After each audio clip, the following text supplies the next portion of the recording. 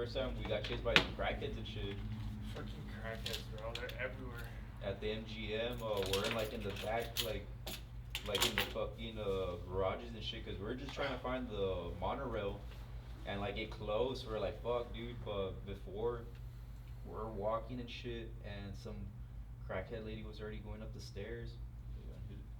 Shit, might as well, right? Yeah, so so this crack lady was going up the stairs and we are going downstairs, and this bitch was going up, but she looked zombified, bro. Like she was like that. Off the fat. I don't know, bro. She looked like she was like crazy, bro. Yeah. So she looked at us, all three of us, from toe to head, all three of us like that, and we're going down. She started going down, and I had felt something. I was like, nah, let's go down quicker.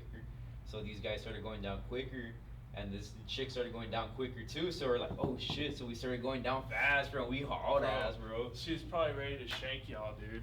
Or stab us with a needle, because that was my biggest concern. I'm Yeah, like, bro, that shit will spread like wildfire. Fucking hepatitis or HIV shit. yeah, so that's why I was like, that was the first intuition, because I mean, like, I was the oldest one for the guys, bro. Like, I was kind of like babysitting them and shit, and I'm like, nah, let's go. Yeah, that shit's sketchy as fuck, bro. Like, once you catch something like that, your life's fucked. Exactly. You gotta be on all these medications and shit, and you gotta be worried about the people you're around. Fuck that, dude. Yeah, dude, that's why I was like, fuck no, dude. So I was trying to, because these guys have no life skills, bro. Yeah. Like, they were so naive to go to that limo, fucking naive to, like, they were walking real calm before that chick started going. And, like, I felt something, bro. I was like, how the fuck can you be so blatant to, like, not realize that, like, there's danger, like, around, dude. Yeah, Like, you gotta be aware of your surroundings, dude. Mm-hmm. Especially in a big city, bro, because here in the valley, you don't experience that much. Yeah. When you go somewhere else, it's more like, oh shit, like, you see random shit. And they're unpredictable, bro. Mm-hmm. Like, the ones that are on the drugs, the K2 and spice and all that other bullshit, you don't know what the fuck they're gonna try to do. Hey, Omar. Oh, hey, Alito. Oh, hi. Hello, how are you? How you doing? Good. Yeah, how's it going, Nice man? to meet you. Hello. Oh, how's it going? Hey, what's up? That's what the shop consists of, bro. The business sells the regulars. And, like, if there's new people, dude, we try to hook them up, bro, like, so they can come back more and stuff. And try to give them that customer service. Yeah, that's what it's about, getting those people to keep coming back. Mm-hmm. But, tell me a little bit about your national championship, bro. How did that feel getting your shoulder fucked up, dislocated? Man, dude, it sucked, bro. Honestly, it freaking sucked. You still beat the motherfucker with one arm, though. But not the same satisfaction that I wanted to, like, go take it all the ways. Because I Yeah. put in so much freaking hours, bro. Like, it was so freaking much. Like, I started camp right after the other nationals. So, like, I didn't really have a rest period. That's why, like, when I got injured, I was, like, reflecting off, like, when I was in the ambulance and shit. Me and Ben were talking about it, and we feel like, how's your eating, bro? What? Like, your diet. And I know you worked your ass off, but, like, have you been eating good, like, during those camps? Yeah, dude. Like, this camp was so good, bro. Like, I was eating good. Like, I didn't even have to work out or run. Like, I would just run just because to get a little sweat in. Yeah, but what's, like, your definition of eating good? Like, steaks or? Like, I was eating salads, I was eating sandwiches, I was eating breakfast, like, Fiber One bars. Like, I was hydrating. Like, I was literally drinking water and, like, having, like a walking around, like, having a good time. Like, it was vacation, but I have a fight towards, like, So, like, I was comfortable. Your body just broke down, Nah, dude, I saw the video where when I threw the punch, he had jabbed me right here, so that's why it popped out. So it was one of those situations where it's just, like, Mm-hmm. shit just happens. Yeah, dude, it's a fight game, dude. It's unpredictable. You don't know what's gonna happen. It happened, unfortunately, but I mean, it's part of the sport. Sometimes you get injured and stuff. Yeah. But I mean, it's a learning lesson. It taught you like adversity too. When you're like, can't really work this arm, so you have to like change up your game plan. You're like, all right, let's see what I can do. And from there, like, I can't throw this arm, I can't block. So if this guy's gonna throw hooks, I'm screwed. So like that's why I was just keeping my distance, shooting my jab, throwing the shotgun jab, jab into the body, and try to like roll the shoulder. Like so if he tries to throw like a hook, I just try to roll it, like just trying to roll everything with just the shoulder, so he won't like touch me or anything like that. So was he a beginner? Did that dude have any fights on his belt or? No, yeah, he had a couple fights on his belt. I had fought him before and shit, but this guy He graduated. I don't know how the heck he was like able to fight and stuff. He had told me he had graduated. He's getting his master's or what? He already got his master's, bro. Last semester. He's getting his PhD. Maybe, dude. Like I don't know. Like I didn't ask him, but he said that they had allowed him. So I'm gonna ask Noe, like, hey, can they allow me like at least like compete one more year? Like let me do this. Like that scene on Benchwarmers. I'm 12. Yeah, Gives him dude. $10. I mean, I'll ask, but I don't think they'll let me, bro. Like even so, like I'm gonna ask Noe, like, hey, so like how's the whole UCBA Hall of Fame works out? Because I mean, I have pretty good accolades, Yeah. for being like someone that's like from a school never heard of and stuff For like that, real, making dude. like the first like like all academic silver, the championships. That's good, but like also the scholarships, it looks pretty good as well. If you did go for your PhD, would you still be eligible for UCLA? Yeah, but like Mr. Mendoza wants me to go to medical school, Yeah. but like the thing is like it's kind of selfish of like because with medical school you got to require all your time because in the end of the day you're gonna help someone out, you're gonna help someone's like life, and like it's kind of like selfish of me because boxing is selfish itself because you get to train all the time and like Yeah. how can you balance schoolwork and like getting your internships and all that and chasing something you've been working for so long and stuff, so it's hard, bro. That's why like I'm a double-edged sword, but no, he told me like I was ready for the pros and stuff. He told me like I didn't like the way like you went out, but like I mean you beat a guy with one arm, Yeah. like So you're kind of just on the edge of staying with school or going to the pros. yeah, dude, right now. That's a big decision. Going, but like with medical school, it's more harder, bro. Yeah. Like I feel like it's more rigorous, more harder. You have to dedicate more of your time into it, and like I'm not gonna be able to work, and like I need to Yeah. pay bills and stuff, bro. I need to like pay something. You should just commit fully to boxing, and then down the road, once you get that coin up, Mhm. just go back for your doctorates. I was thinking about doing ocular, bro. Like the Oculus school, because they're gonna make one in 2027. I was gonna try to see if how do you get like the prerequisites and stuff like that. I was doing that, but no, Mr. Mendoza even mentioned like law school, and like I know UTRGV had collaborated with St. Mary's, so they probably gonna have like a law school like I guess online or maybe I'm not too sure like a hybrid, and if so, I wouldn't mind doing something like that, bro. Honestly, Going to law school? yeah. Because I already have medical ethics, so it'll be like a medical law, so I can be able to work for like either like represent a pharma or a hospital or like a big corporation in the medical field. That's all I was thinking, bro. My mom always wanted me to become a lawyer, like my dad, but I don't know. I always kind of just like push it off, like, nah, I'm good. I'll do something else. I mean, It's a lot of work, it and is. it's just, I don't know, a lot of stress. Trying to protect your clients and all that. It's like medical field, bro. It's a lot of stress because you're trying to stay someone's alive or Mhm. someone's health or well-being. Imagine being the cause of somebody's death, Mhm. and then you getting investigated for wrongful death. Mhm. Exactly, dude. So like, with bigger the position, the bigger the risk. Bigger Yeah. the. Heavier the crown. Mhm. Heavier the crown, the fall, the harder the fall. Like the downfall will be like greater because if you mess up, I mean, you're kind of like blacklisted from like that medical field or that profession since you have a credibility of like not doing well and all that. And that's the thing, like working for like a boss or somebody who's very important in the field you're in, you kind of tend to talk a lot of shit about how strict they can be, but then you realize, yeah, they got a lot of goals and work work commitments Mhm. to have to finish off, and it's like, well, I guess they got a lot on their plate, so they have to make sure we're all working and staying on task, and then we're not just there for a paycheck. Mhm. But I fucking hate working for the man, bro. I'm It's the just like system, man. every fucking day And you like. gotta clock in, Mhm. gotta pretend you want to be there, and then hopefully make it through the day without some bullshit happening. Yeah, dude. Honestly, sometimes I'm like, man, there's gotta be something more. Especially in your profession, dude. Like it's dangerous, Dude, man. honestly, dealing with inmates is some of the most annoying shit. Like, all they do is talk shit. Mhm. You can't do anything to them. You can't beat them up. You can't spray them. you just gotta take it. And if you're good with words, fire back at them. I do it all the time, but sometimes they get you good, and you just like you don't say anything. You just walk away. Some of the shit they say is so fucking funny though.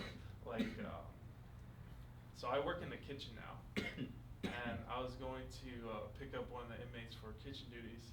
I go wake them up because I'm night shift, and they're all basically asleep. As I'm leaving the dorm pod, one of the inmates in the back was like, "If you walk through that door, you a bitch." And immediately in my head, I'm like, fuck.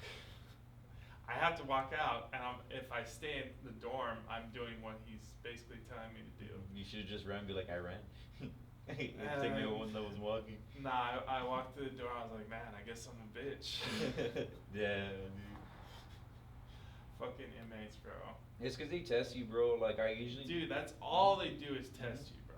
They're not going to do anything. Like, the thing is, I'm lucky that I'm not at a max unit. I'm at what they call a Cadillac unit. So, it's older people, and it's people who got 1 or 2 years on their sentence. I'm not saying that people with 15 Non-violence, pretty much, right? Yeah, for the most part, like burglary. Well, some burglaries can be violent, actually, but aggravated robbery and all stuff, that. yeah. But it's a unit. It's a minimum security, So it's not too worrisome. Like you'll clock in, and for the most part, things are gonna go smoothly. Like you're not gonna be worried about getting punched in the face or anything like that. So that's where it's a blessing, but at the same time, it still comes with all the bullshit. The inmates are gonna be inmates. An inmate is an inmate, or whatever the fuck the saying is. And you just gotta learn how to deal with different personalities. There's a lot of different personalities and a lot of negative energy in prison, bro. They're stuck there in a box, bro. Yeah, a lot of bad energy, a lot of bad spirits. People died in prison. Those spirits don't just leave the prison. They're still trapped there, especially if they've never truly asked for forgiveness for what they did. Especially if it was some bad shit. Yeah. Some people they'll find God in prison. Others, I guess, they'll never reconnect with the Creator. They got demons in them. Yeah, some people go to Christianity, some people go to Muslim, and some people they just lose all faith in life. And the thing is, during Ramadan, I was security detail for Ramadan, and there's about 35 inmates, 35 to like 50 inmates that are confirmed Muslim in the unit. And the one thing I can respect about them is their commitment. And I know not all of them are there because they're genuinely Muslim.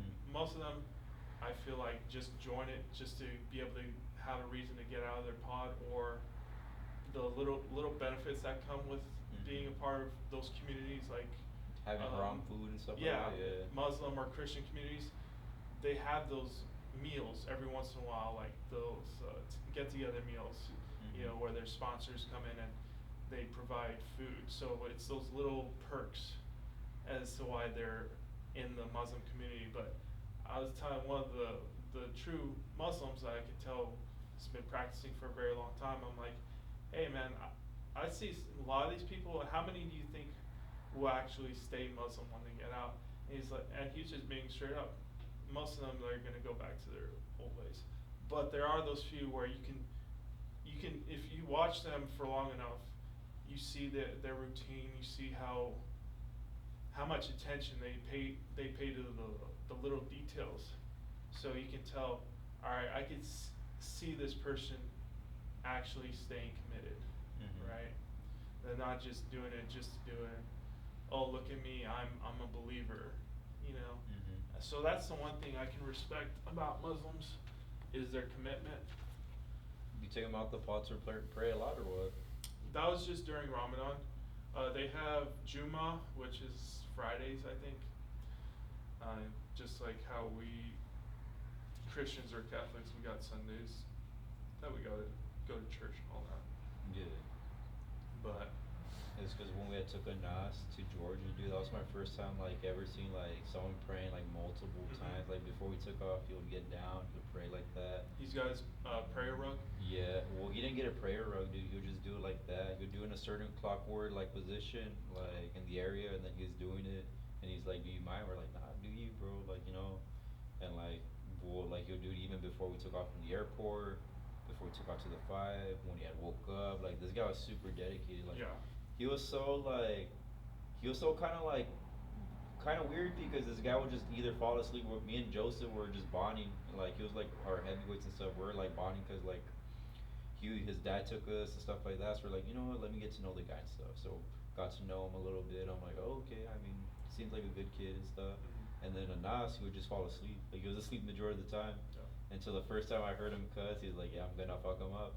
And we're like, oh shit, like I'm yeah, gonna dude, fuck yeah, dude. We're He's like, got oh, that thick accent. yeah, dude. Nice. Because he's from Austria, but Nice. he's Egyptian descended. Oh, okay. So I guess when he had moved over there, I don't know if when he moved there, but I think he was from like Cairo, Egypt, or something like that. And then he had moved there. He was a cool guy, bro. Honestly, real quiet dude, but he was cool. Man of like no words at all. Like he was like a stealth warrior, bro. He beat up some old dude. Some old dude. Yeah, cause there is no fighters for in his weight class, so they ended up getting some guy from a local gym or something like that. He ended up beating him up. Mm. Yeah, dude. We ended up going 3-0 that fight. Me, Joseph, and Anas had won. Good job, Joe. Did anybody win belts? No, this was just like a smoker, bro.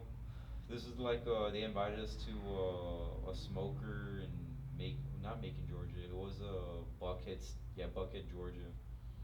But it was cool, bro. Like we had like after the fight, yeah, Georgia land was so weird, bro. Cause like there was a car on fire, bro. Like we're like, damn, dude. And then like we tried to go to like the drive-throughs, they didn't let us in. They were like, oh, you can't get off to go get food. You gotta go to the drive-throughs, and they're rude as fuck, bro. Yeah, right. Cause Yeah. the parking lots, I heard that there's just random people. Mhm. Hey, you try to park there, you owe me like $20 for a parking spot. Mhm. Well, I'm gonna fucking pay $20 just to park my fucking car, get down, get my fast food, and then leave. Are you fucking kidding me? Yeah. Like, there's so many fucking scammers in that city, from what I've heard. They were telling me that pretty much what it is that a lot of robberies. Yeah. So that's why they don't like let people go inside a certain time. So A lot it's of just all YNs. Mhm. Too many. like I remember during that fight they had did like a little belt thing for some kid that got shot. He was like a fighter for that gym. Not in college, but he was like a fighter for that gym. He had got shot in a For subway. what reason? Just to shoot him? I don't know, dude. It was gang violence, or I don't But know, that's maybe the he was in the thing. wrong area. It's just fucking senseless Mhm. killing. I'm gonna fucking kill you, and that's it. Yeah, You know? I mean, in your those stories, rugged areas. your stories ended because some fucking dick face decided, oh, I'm gonna just shoot this guy because fuck him.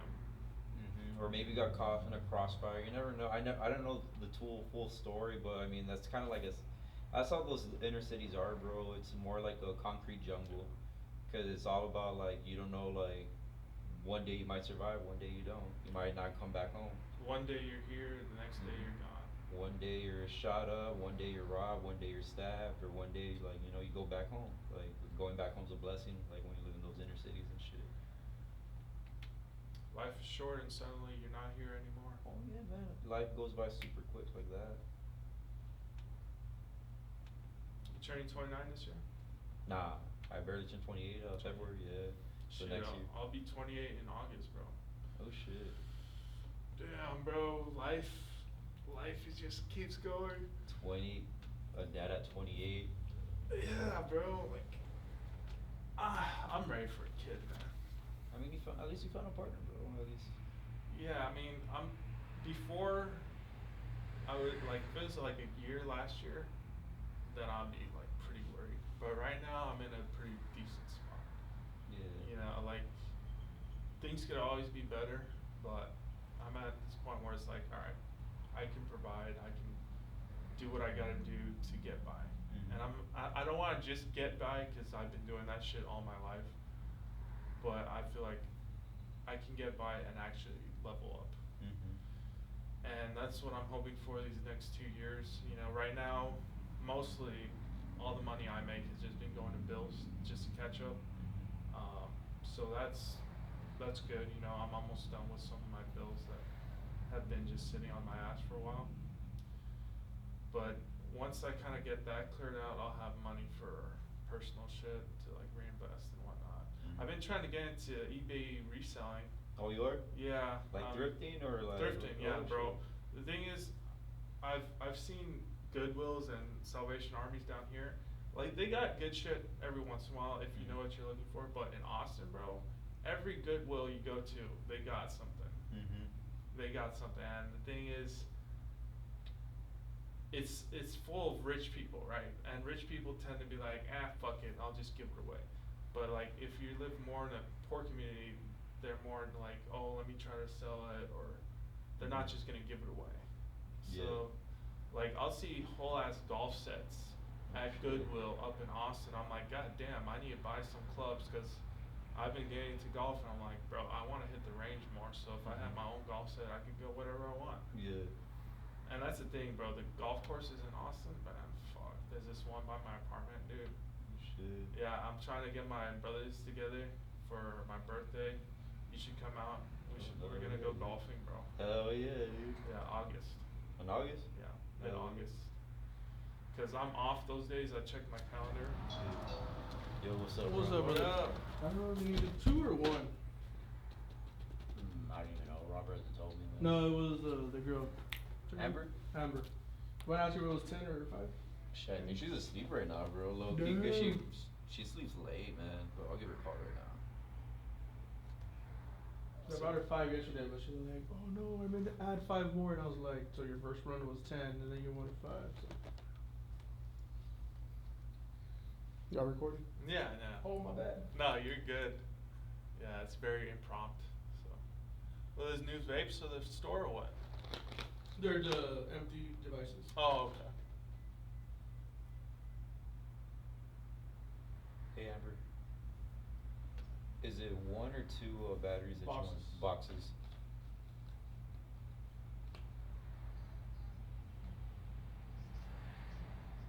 Oh.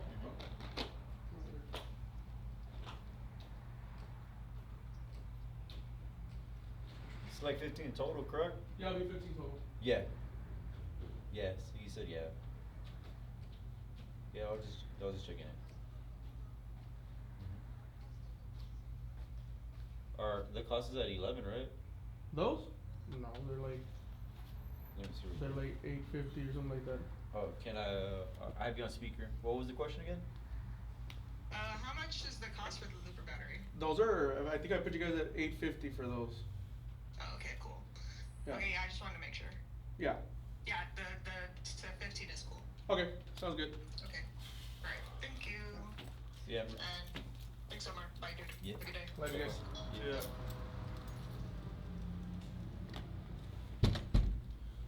So what do they do with those empty ones? The empty ones is for the THCA stuff. Since you can't sell anything that's pre-filled, you have to sell them separate. Really? Yeah, you have to buy the syringe and you have to fill them up yourself. Oh shit. Happened in September 1st, bro. So like a lot of people are not a fan of it. It's just they're just lazy, bro. Is that one dude, is it Lieutenant Governor Dan Patrick? Is he still on y'all shit with the THCA shit? He had pushed it back to the 31st of Yeah, so July. he's still on that shit, trying to ban Delta 8 and all that shit. Just mainly Delta 8, dude. I've been seeing right now. He wants to ban something, so it's gonna be Delta 8, which is like the baby shit, bro. A lot of people go for the THCA stuff because it's a hemp derivative. It's like the closest thing, essentially. Like if you go to the dispensaries and you see like it says there's some that has THCA. Honestly, I'm glad. Like, I'm not glad, but I understand that in a way it's a good thing because it keeps those big corporate weed companies from coming into Texas, bro. Mhm. Then the quality just starts going to the shit. And honestly, if you're gonna do that shit, might as well risk, Yeah. getting caught and going to jail. I feel like what they're gonna do with Texas is more like regulated. They're gonna put it to like 1%, and it's gonna be medical, and you have to have like a lot of these tests and Yeah. all that stuff. They're gonna be very strict on it. They're not gonna let some every Joe Schmo They'll probably let someone out of Texas probably get it quicker because I mean they have like the medical backgrounds for because they're already in that system. But with Texas, it's gonna be more harder. I feel like it's Yeah. gonna be more like, oh, you gotta have like glaucoma or like something that's kind of like severe just to get that 1%. You gotta prove that you've got disease. Yeah, you gotta prove it by lab tests, everything. You can't say that you got it. You gotta prove it. You're like the lab rat for them. Yeah, but I mean, they're gonna water down the shot of it. They're gonna put 1% because this is 0.3% the deltas and the Mhm. TCA stuff. No. So they're gonna bump it up like what, like 7%? Well, Yeah. 0.7%, bro. It's like, nah, man. That's nothing. Might as well just get the hardest stuff, bro. Like you Yeah, said, the just get more of the crystal. risk. Yeah. The crystal, the meth. Nah. Fuck that, dude. Freaking. I remember one day, some guy came by the shop. I told you the story, right, or not? Oh, the guy on K2? No. This guy came by and he was like, "Hey, give me something that makes me feel like I'm on meth." I'm like, "That's gonna make you feel. I never tried meth." Like, He was looking for the inhalants, bro. nah. I think he was looking for like a crate, not a kratom, The but like galaxy something. gas. Shit, dude. We used to have that shit, bro.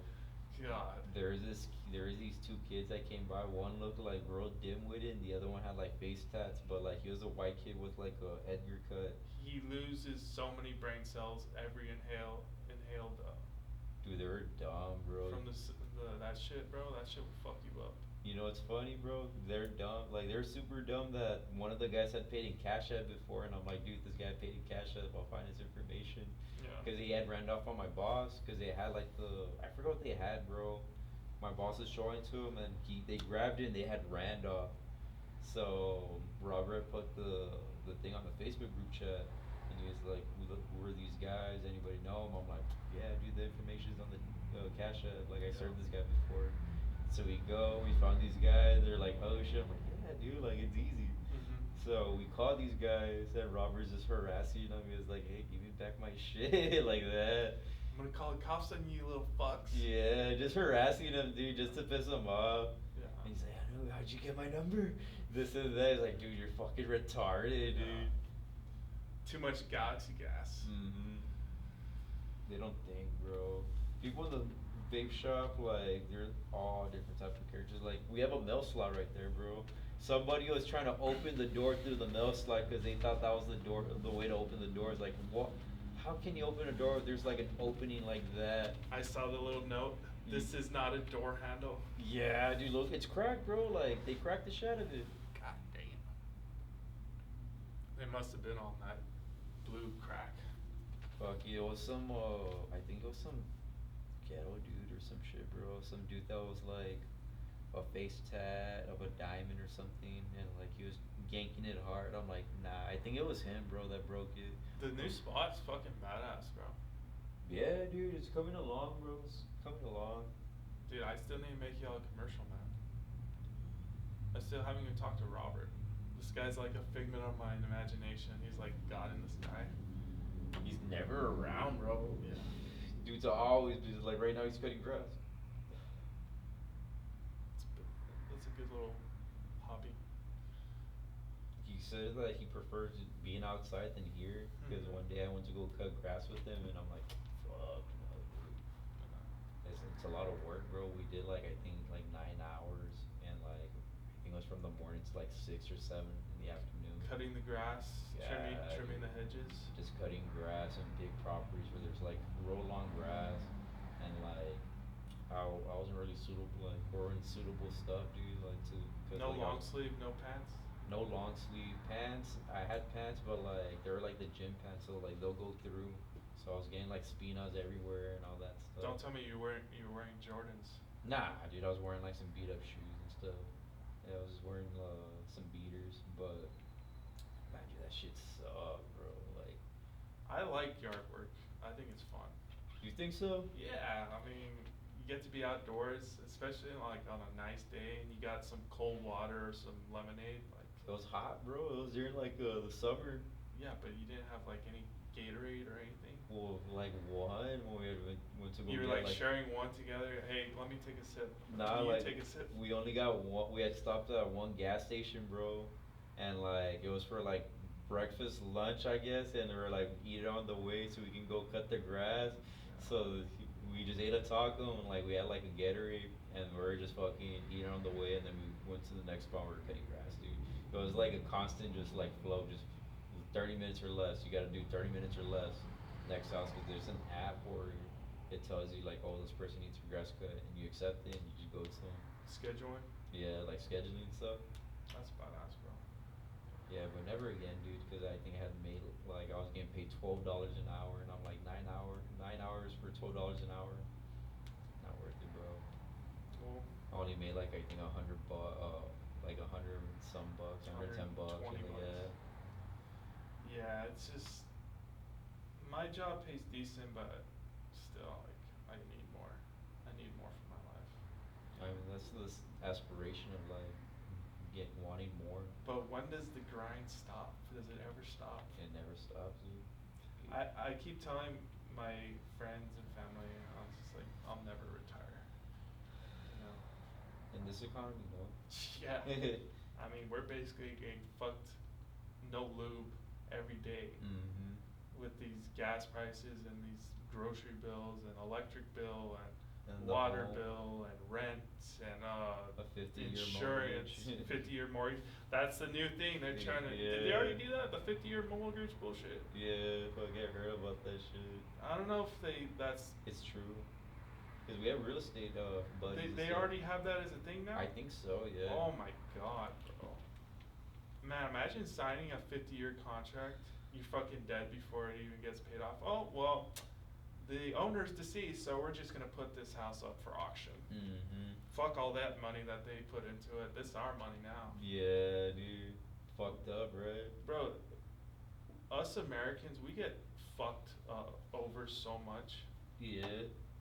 And we're just supposed to smile and wave like, yeah, everything's good, you know. It's part of the system. It's fucking bullshit, bro. All this fucking money being spent overseas and all that shit. Yeah, dude. And like it's. And it's not just one problem or one country that we should be blaming, but it's always, oh, we gotta help this country out. Oh, and then we gotta help that country out. And we're in all these different countries trying to help each other out, but we can't even help our own country. Yeah. You know? Like the juice box. Yeah. I love me a juice box. Yeah, all the money going to their groceries.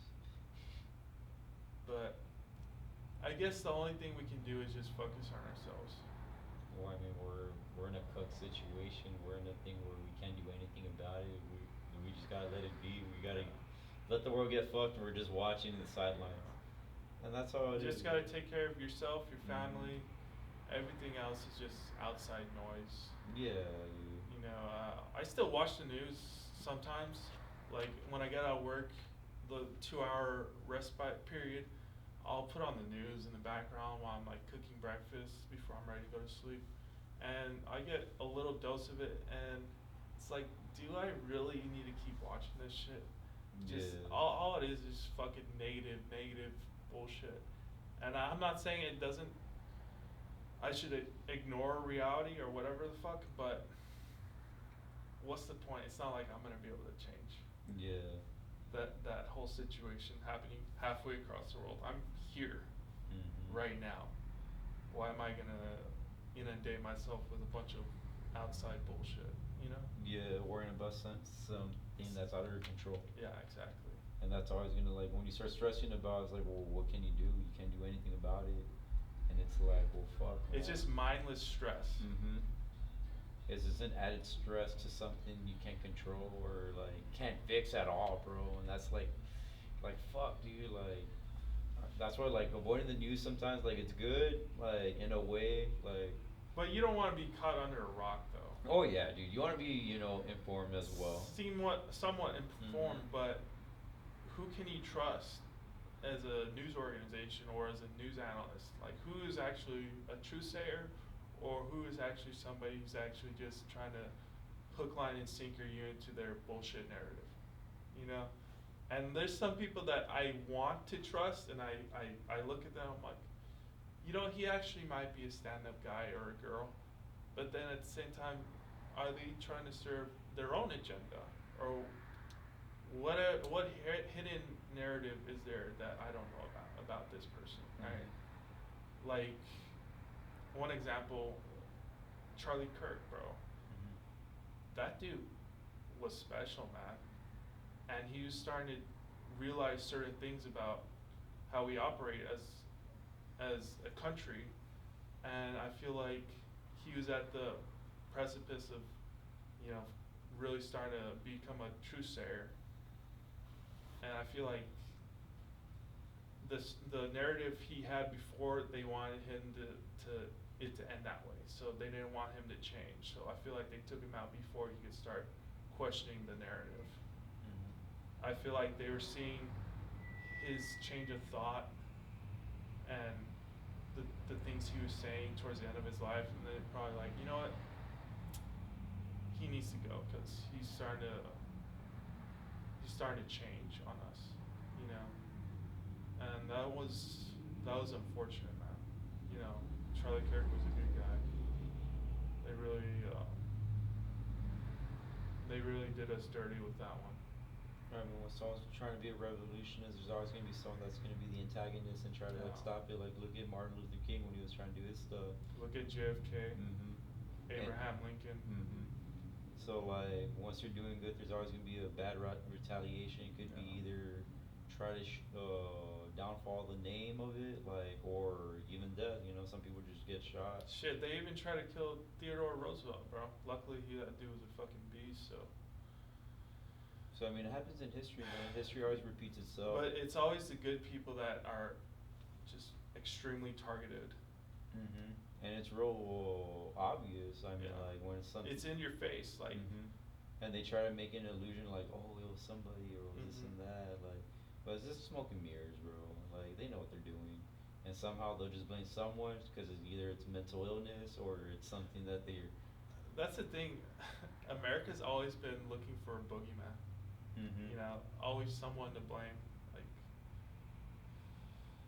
first it started with the black people, then the Southern Civil War Confederates, and then after that, the KKK came out, and then gang violence, narco violence, terrorists, all these fucking bogeymans that we're just constantly infatuated with. You know, just to kind of keep our blood pressure up. Fear mongering. Fear mongering, bro. So much of that is just, how much can you take? I guess it's just more like a media outlet where it's like let's just keep these people entertained with what these people are doing. And Right, stuff like right that. now it's illegal aliens. You know, hey, That's a hot topic now. these are bad people. We all need to just deport them all. Okay, well, then what? Who's gonna work the kitchens? Who's gonna work construction? I'm not saying that we don't have a lot of hardworking Americans. We do, but there are certain job occupations and certain fields that Americans are kind of just like, all right, we're past that. We want something better for ourselves. And those job vacancies, they have to be filled by somebody. And you know, this whole thing about pushing towards robotics, yes, we have a lot of robotics, but there are certain industries where we're still behind, and still 10 to 20 years from now before we'll have robotics constantly just picking up fruit and all that shit.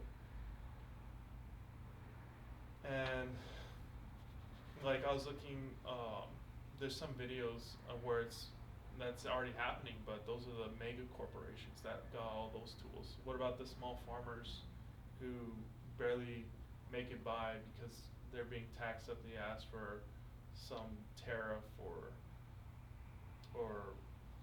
tax for their land and output? How are they gonna save money, you know?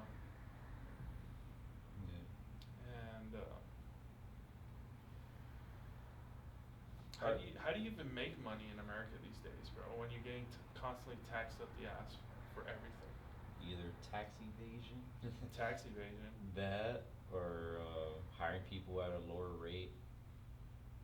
Exactly. That's I what mean, they do, bro. There's and I always mean- gonna be people that are gonna take those lower rates. Mhm. When they get the lower rates, I mean that's how the company gets more of the profits, and they see like, okay, but now some Americans are somewhat are entitled, like, oh, I want like X amount of dollars. Like, well, this guy wants like like $10 less. Like, like I rather pay this guy, and this guy's not gonna call out because this guy has 4 kids and like maybe 2 baby mamas or something like that. He's not gonna call out. It's a hard worker rather than a person that's always like gonna be calling in, always like, well, I don't need this job, like the entitlement. And with the Mexican culture, they're more like, we're always hardworking. We're just trying to pay our bills, come in and coming out, and just live like a real frugal life. And Americans more like the flamboyance, more of We're the very material and like materialistic. Yeah. social status and stuff like that. We care about The image. the image. Yeah, the image rather than like living a frugal, a comfortable life where you don't need all these extras accessories. Rather than just the good people around you and like good family, good partner and people that that stuck by with you since like the day ones and stuff. That senior progression rather than just new people that just come in because they're always gonna be talking the sidelines behind your back. That's something money can't buy is Mhm. having good people around you. Exactly, because once you start flaunting money, people start acting up. And then you have random ass people that never talk to you in their life. Mhm. All of a sudden show up like, oh, hey, how are you doing? Yeah. So they see you got it all, and now they're trying to get connected. Mhm. And it's not a genuine connection because you're doing it for alternative reason, money. Mhm. It's You know? more beneficial for the person. It's not a kind of like a parasite in a A way. lot of fucking Parasitism. bro. There's so many fucking weasels out there, bro. Mhm. Little snakes in the grass, dude. Ben was telling me about that fucker y'all still used to have. Which one? Oh, Boyle. Poyo. Yeah. A little fucking weasel. He was telling me about he was looking through y'all's mail and seeing numbers and shit, and he was saying, Yeah, "Oh, dude. these numbers don't add up." Yeah, dude. It's like, motherfucker, shut your fucking mouth, bro. Yeah, dude. You're just an employee, bro. Stop Mhm. asking all these bullshit ass questions. Do your Mhm. fucking job and leave. Yeah, just sell the fucking product and that's it. Oh, this money that y'all made this month doesn't amount to what our projected sales goals are. Shut the fuck up. Yeah. Alright, you know what you signed up for is get paid, what is it, 15 an hour? Or Nah. 13 an hour? Nah. Okay. Yeah. Well, you're getting paid minimum wage, so shut the fuck up and leave. Mhm. You're doing a non-taxing job to your body, like Exactly. you're just You- in AC You selling could, vapes. you could fucking sit down and take a nap if you fucking wanted You can to. watch TV. You can Yeah. do schoolwork. This guy wasn't even going to school, so he had a lot of time. So that's what it's like. Little fucking weasel, bro. Mhm. And this guy had the audacity. He had FaceTime me, right? And this guy was saying that he was the brightest out of all of us and all this bullshit and like, do mind like all of us like here have a degree. Amber has a degree. Robert's sister. Robert has a degree. His wife has a degree. Ben has a degree. I have a degree. We all have bachelors. We all have a higher education. This guy was the only one that didn't. He thought that we're just like dumbasses and shit. And he was saying that he was the brightest one. Or like, man, get out of here, bro. That's what they do is talk shit too. They don't want to Mhm. make themselves feel better about themselves by talking down to you, saying that, oh, you're not actually that smart. You know what?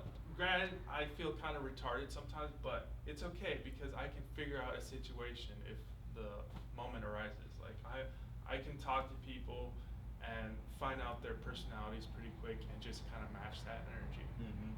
And the thing is, bro, at prison, man, I feel like every time I clock in, my fucking IQ drops a level.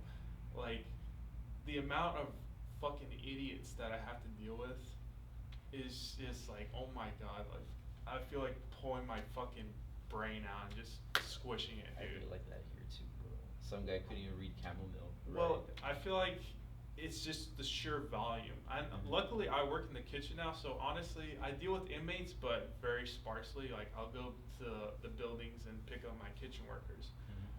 But even some of my kitchen workers, like, the simplest fucking task. Hey, wash those dishes. Oh, why do I gotta do that, boss man? Because I told you to.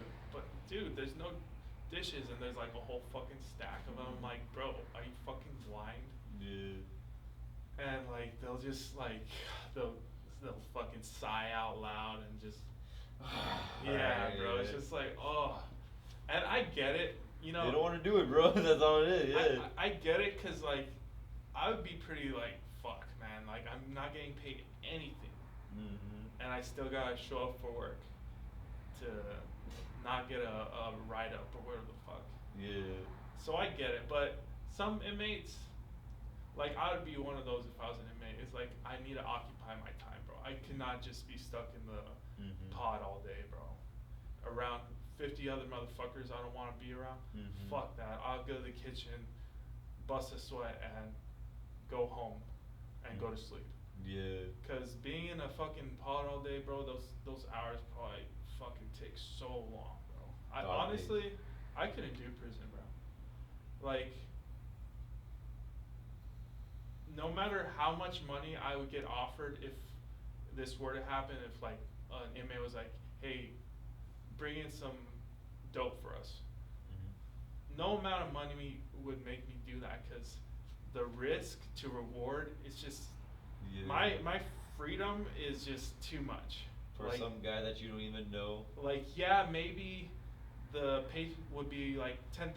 Like there's a lot you could do with $10,000, but are you really willing to risk your freedom for a little bit of money? Yeah, a little side money. And then once they got you right on the hook. They gotta fucking reel your ass in, like, okay, now do this for us. Oh, you're not gonna do it? Well, we're gonna pass some information along, and you might get yourself in trouble. Yeah, it's just Blackmail, bro. Yeah. It's Cause they don't got shit to do all day, bro. They're like, all right, we got this. all they dumbass do guy." is plot all day. They're plotting about something, whether it's stealing some food or getting some dope in prison. It's something. Because that's all you have to do is just plot and think about your mistake, think about the shitty situation you're in. Some motherfuckers, and this is a minimum security, some motherfuckers don't get out until another 15 years. And it's just like, god damn. Yeah, dude, that's a shitty life. Decade, bro. 2 decades. It's like, fuck, bro. That's a quarter of your life, or a third for some people. And it's just gone. Just stuck in one place. Doing what doing what these fucking CEOs tell you to do. That's why a lot of people get institutionalized. Oh yeah. I saw this one video. The judge, she was like, and remember, mister, do not become institutionalized. You don't want to do that. And so it's like, bro, you putting me away for 40 fucking years, you don't want me to become institutionalized? Yeah. There's this one guy that we went to school with, bro. He was chilling here in the couch at the old shop. And dude, that guy was super like institutionalized. This guy would just eat like this, real paranoid, and like. How long was he in there? I forgot how long, bro, but this guy, like, he was notorious for, like, being a calero, bro. Like, he had some fucked up charges. Not like some shit that we can't say, you know? Yeah. Some PDF shit. Yeah, allegedly, like, they were doing that with, some girl or some shit, Mercedes, him and another dude or some shit. And then there's another one where he has a record, bro. And that's the thing, it's those unspoken rules in prison. It's like, you do a certain crime, they're gonna fucking get your ass. You know, there's just certain things even prisoners won't do. You know, even prisoners have a code of ethics that they abide by. I think everybody has an ethics that they put and they implement, like either social or community wise or even. You got to. 'Cause otherwise, you're just a fucking animal. It's just a world with no rules, and that will get disrupted with like some shithead that's gonna fuck up everything. Yeah. Do y'all got water here? And like, there's this one part where he had said like, it's 3 o'clock in the morning right now. I'm about to go run. I'd rather be at home watching like movies and shit, but I'm here running. Like to be the best, you gotta work overtime. So I was like, damn, dude. I mean, that's kind of true, bro. Sometimes you gotta like do a little bit more work. Sometimes you like even working it twice a day, I still feel like I'm lacking something, bro. Mhm. Like, so you kind of have to be really like on it.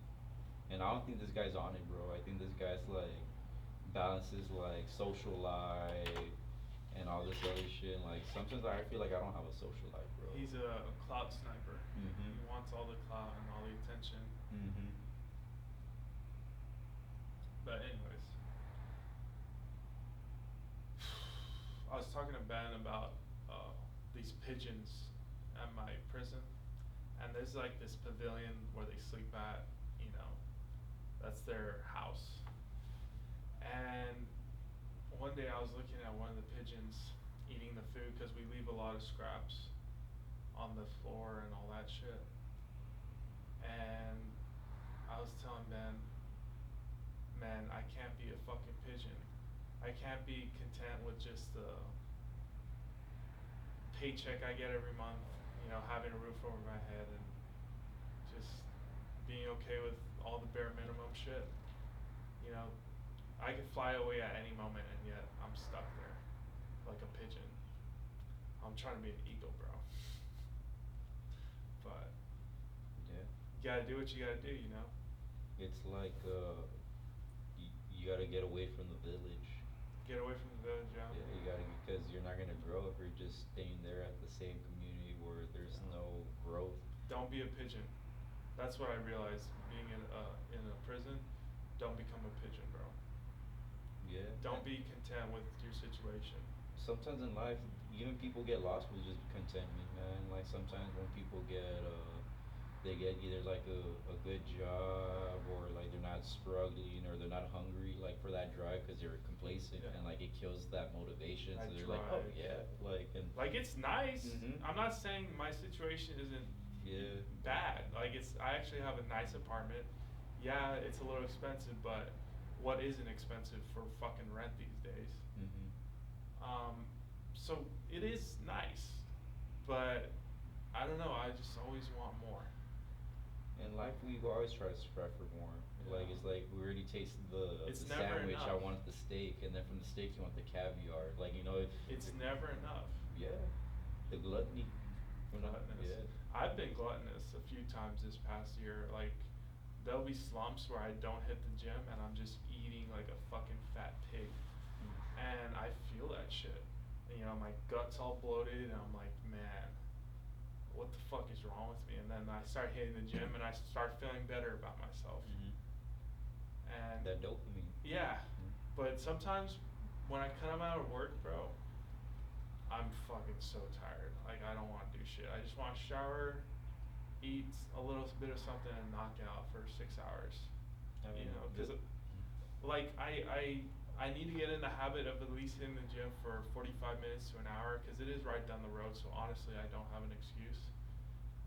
And I gotta quit making the excuse. Oh, I only have 2 hours of downtime. Well, those 2 hours you could go to the fucking gym. to better yourself. Like Invest in yeah, yourself. it's hard, Mhm. but think about how much better you feel once you finish.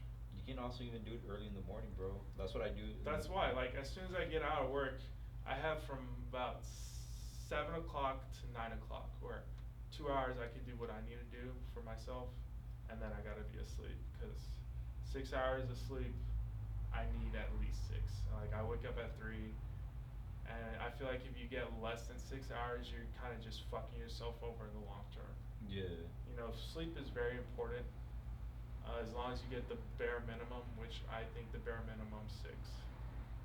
Yeah. And even then, sometimes I'll be at work and I'm just like, fucking, I have to stand up to get walking around because I'll just fucking fall asleep and fuck that. Falling asleep around fucking inmates. Yeah, leave yourself vulnerable. Yeah. And I'm not saying the kitchen workers I work with, like, you could tell most of them are just, they got in a shitty situation, So, like, my rule is, it's like 30, 70, or 80, 20. 80% are shitheads. They'll never recover or recuperate or whatever. Something could be drugs. rehabilitate, Yeah. right? But there is a solid 20% of the inmate population where it's like, yeah, they fucked up, they shouldn't have done what they did, but you can tell that they're not really going to be a danger to society in the future. Like, you see them over and over again, you see their mannerisms, you see the way they talk, how they present themselves.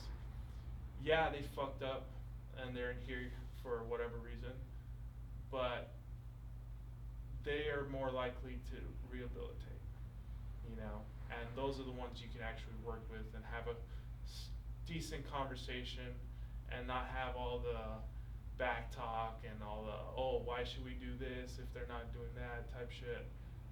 It's just like the ones that'll show up, do their thing. Severians. Yeah, they're Yeah. just like, like. They're hard workers Yeah. by nature. You know, prison isn't gonna change that. You know, they have to be doing something. And the people that just stay in the pods all day, bro, fuck, dude. Like, you're around 50 other motherfuckers you don't wanna be around. Every day, 24 hours a day, 7 days a week. And that shit, to me, is fucking depressing.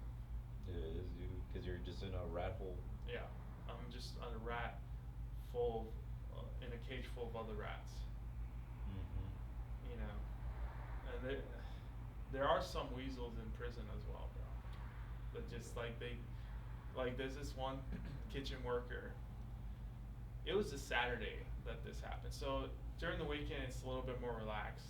You know, our major isn't there, so that's pretty cool. Mm-hmm. But during that time, like, I'm not trying to overwork myself. Like, I already did that during the week, you know. But on weekends, it's more of like, all right, let's take a chill pill for a couple days. That's the way I look at it. And there's this little fucking weasel. On that day, so we have ODR, which is like the kitchen for all the CEOs, officer dining room, and then we have the back kitchen. Like, there's a door that gets locked, so you gotta make sure the kitchen workers stay out of the ODR room and all that shit, and vice versa. And on the weekends, it's more of like, you know, if you need some iced tea lemonade from the ODR, go grab it. Mm-hmm. That type of shit, right? But on that day, I didn't have an ODR worker to clean up the officer's dining room, but it's in the middle of the night, so I'm not too worried about it. Like, breakfast doesn't start getting served till like 5 a.m. and I was gonna get my kitchen worker a little bit late today because for some reason the building workers, the building COs, they didn't let out my ODR worker. Mm-hmm. And I talked to them about that. I'm like, hey, why didn't y'all let them out? I called y'all. And they're like, oh, that's inappropriate time to release them. And I'm just like, what? You know, because they're Africans, Mm-hmm. so not the African Americans, but Africans. Mm-hmm. And I don't know if they don't understand certain social cues or certain ways that things operate, but I feel like they're very like follow the book, by the book. Straightforward. Straightforward. Yeah. And I respect it, you know. Like Nigerians are just real straightforward. Yeah, I respect it, but I feel like they lack a lot of levity. They can't make their own decisions on a whim. They gotta be by policy, go by policy, and that's it. They don't have any social leverage. I feel like they're just kind of like robots sometimes. Because I be hearing the conversations that they have, and I'm thinking in my head, you know, it doesn't have to escalate like that. You know, you don't have to be a complete asshole to these inmates, you know. The whole point of being a CEO is to try to rehabilitate them. Yeah, some of them, you know, they are shitheads and you gotta treat them like shitheads for the most part. But there's some that's like, bro, that's not necessary. Like, they don't understand that certain inmates are different from others. I guess they feel like all inmates are the same. Yeah. And you just gotta treat them the same across the board. And that goes back to firm, fair, and consistent. I'm firm and I'm fair, but consistent, I mean, I'm consistent with certain inmates, but some of them it's like they treat me like shit. I'll treat them like shit. Yeah, I mean, it's like you give me respect, I'll give you the same. Yeah, But if you don't, then exactly. it's like, well, why should I? Yeah. Mhm. I keep going into this one pod. As I still have yet to find out which inmate keeps talking shit, but it's so funny every time I come in. It's like, take your ass home with them tight ass pants and shit, and I'm like, my pants are pretty tight. I think I need to move up a size. But it's so funny. Every time I'm in that pod, he's always talking shit about my pants, bro. And it's like, it's funny as fuck, but it's like, oh my god, like. He's like, tight pants, is that you? Yeah, you gay ass boy wearing them tight ass pants. Your nuts breathe? Yeah, bro. They're like, I would never wear those. My nuts would be shriveled up type shit, you know. And it's just like, oh. So I'm definitely gonna get some pants. I don't know. I'm a big guy. Fuck you, man, dude. And I got big legs. I don't got no fucking chicken legs. I got nice, meaty legs. Freaking, that guy's such a troll, dude. Yeah, bro. There's so many fucking trolls at TDCJ. It's insane. Well, I mean, that's all they can do, bro. Is troll. It's like a live gaming server, but Yeah. IRL. That's what it is. It's like a gaming server, but like these guys are like are there because they committed something. Yeah, it's fucking hilarious, dude. Some of them trip me out, bro. But you look in their eyes, some of them look just defeated, bro. It's so depressing. There's this one inmate I want to talk about actually. I think he's a boomer. He's in his 60s. He's lived life. Anyways, he said he used to do a lot of drugs and be a party animal, whatever. But he gave it up, right? And he was clean for about 20 years. He said one day he was on his motorcycle, and I believe it was DPS pulled him over, and obviously you could say no to an unreasonable search and seizure, but the cop, or I think it was a state trooper, he was saying all these threatening things like, oh, I'll get the K9 unit and we'll sniff out your motorcycle. All these things just kind of have him consent. So he consented to a search. Turns out the state trooper, he found a little baggie, I think it was coke, from 20 years ago in the motorcycle pocket. And he got fucked. And instead of fighting it, he accepted the charges since it was his first crime, I guess. He got a lower sentence. And it's like, damn, 20 years ago, your past addictions come back to haunt you. You think you're sober and clean, and next thing you know, you're in prison because you forgot to clean out your motorcycle from 20 years ago and throw away any bullshit you had in it. Yeah. That's crazy. Your sins literally came back to haunt you. And it's kind of scary because I'm not a perfect dude. I've done a lot of bullshit in my life, and I can't imagine having my future get fucked over because of some bullshit like that. What's going on, my friend? Bro. So, Thanks, man. thank you, sir. Oh, yeah, I appreciate it, man. Got the Amazon delivery driver. Yeah, dude. There's different ones that come by throughout the day. Yeah. But anyways, he was in prison. He was one of my third shift cleanup crew members. And one day, it was my last day on shift, and I knew he was gonna get released the next day. And towards the end of my shift, we send out carts to the buildings. The carts are filled with food. Each building gets its own food, whatever. As I see him leaving, I realize, oh shit, this is the last time I'll ever see this person in my life. Yeah, I only knew him for 2 months, but he has his own life experience. He came from Czechoslovakia, moved to America when he was a kid. Says he knows like 4 languages. So this dude, obviously, he's lived life. You know, he spoke to me fluent in Czechoslovakian. I'm like, God damn, makes me feel like I'm an idiot, right? But knowing the fact that I'll never see this person again is like, damn, did I really ever know this person? You know? And how many times do we actually realize that this is the person that we meet and we'll never see them again? Usually it's just kind of forgotten. You say goodbye till we see each other again, and then next thing you know, you never see this person again. And actually knowing that, you know, that's very rare to have the foresight, like, yeah, you're out of my life at this point for the rest of my life. I mean, the chances of me seeing that dude are like 0% basically. Yeah, dude. Yeah. You know, they're basically dead at that point. And which he probably will be, you know, you look at him, it's like, yeah, his health is failing. He did get life insurance though, because he got shot a couple times. And they paid him out like $35,000 in that ballpark. Oh shit. And then he's getting like monthly allowance or retirement or whatever that they're paying for damages. Shit. It's enough to live. Yeah. So. Because his health is in a decline. Yeah. He said he was gonna move back to Czechoslovakia. I told him, dude, fucking move there. Like, you've been stuck in America too long, bro. You know.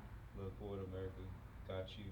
Exactly. In the spot. He said, and like, I don't know how this makes me feel. He said that Texas is extremely. Hey, How's it going? Hello. Hi.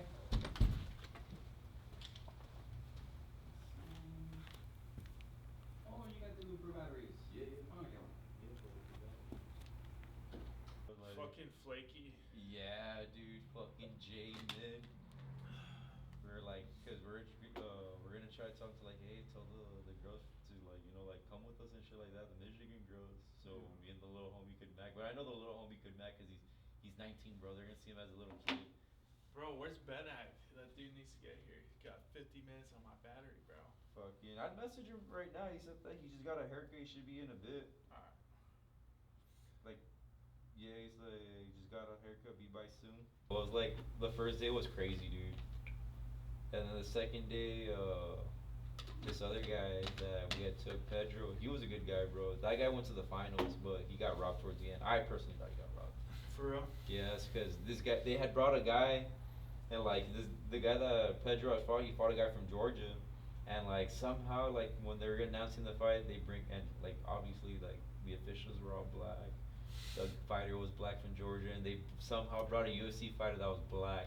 They're like, oh, giving out the presentation of this national title, and I forgot which fighter it was from the UFC. Some unknown motherfucker. Yeah, so we're like, bro, like this is scripted, like for real, cause like Pedro was like beating the guy, and like this guy was like ranked number 2 in the nation, like in the whole nation. So I thought he pulled the upset. I was like, dang, dude. I'm like, well, to be honest, bro, you got my respect. You got like credibility. Like you sent toe with this guy, and like you put up a fight, like. He's gonna get you better because he wants to go professional. So I was like, all right, you know, you did good. But that other guy, the one that I told you, didn't do good. He was a bust. Did he get knocked out? He got TKO'd, bro. Like, yeah, dude. And like, what's sad that he had it live on his Instagram, bro. Oh. Yeah, Oh. dude. He was taking L's after L's, bro. He was cocky then, putting it Mhm. on his Instagram. Fuck. This guy was taking L's after Live streaming your own TKO. Mm-hmm. Damn. This guy fucking he punched a hole in the wall. That was another the other one L was fucking when he we had one of the canes and shit, and like we were coming out, this guy dropped the chicken in front of the hose. And like the hose fucking told him, "Ah." What up? This is the homeboy Andrew. What's up, dog? This is Mike. The homeboy Mike. What's up? I met him through the print services when I used to work at UTRGV. Oh, that's cool, man. He used to be an old coworker. That's pretty sweet. Small world, small world. Yeah, yeah. Go take a leak if that's cool. Yeah, go ahead.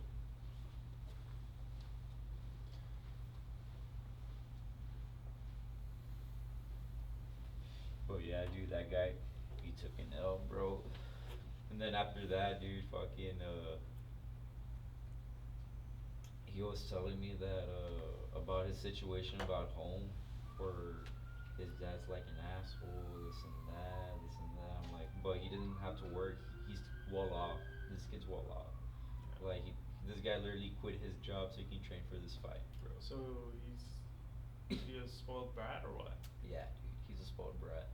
And I was telling him, like, you know, be humble, man. You know, like, be humble. You know, take your wins like your losses, your losses like your wins. Because in the end of the day, you're not losing. You're gaining experience from, like, what not to come. You rather get it done earlier than taking late L's. When you take late L's, you're more harsher than your early L's. Yeah. Because you can be able to develop from that rather than your late L's, and you're just like, fuck, man, like I'm fucked. Like there's a part of no part. Point of no path return. Yeah, path of no return and shit. So that's why I was trying to give him the lesson and shit, but hopefully this kid understand, bro. Like that's what Mr. Mendoza had roommate was, because he was telling me like you're supposed to like, you know, guide him and stuff. You know, give him the talks. You know, since you're the more mature season 01 here, give him these talks because I mean like he's not an older brother or anything like that. He's the only oldest one, and like maybe he's probably like he'll probably look up to you and like, you know, give him the information and stuff that you didn't receive. You know. So I was like, alright, you know, I went through some things, some rough patches and stuff, and so I was telling him like, you know, just stay humble, man. You know, like there's always gonna be someone better. There's everybody has their good days, everybody has their bad days. It doesn't define who you are. Like, losses doesn't define who you are. It's your character. Like if you finish strong, you finish strong. If you just give up, it's just like, why'd you give up? And he's like, it's because they're robbing me, that they're saying this and that. They're always placing the blame on somebody else. Yeah, so They don't have resiliency. well, he didn't have what's it called? Accountability. Yeah. He was because like I was watching the fight, he was doing good. He likes to shift blame towards other people. He was, yeah, exactly. Like he would. There's always like a like there's An something. excuse. There's always an excuse. So when I was watching the fight, he was doing good.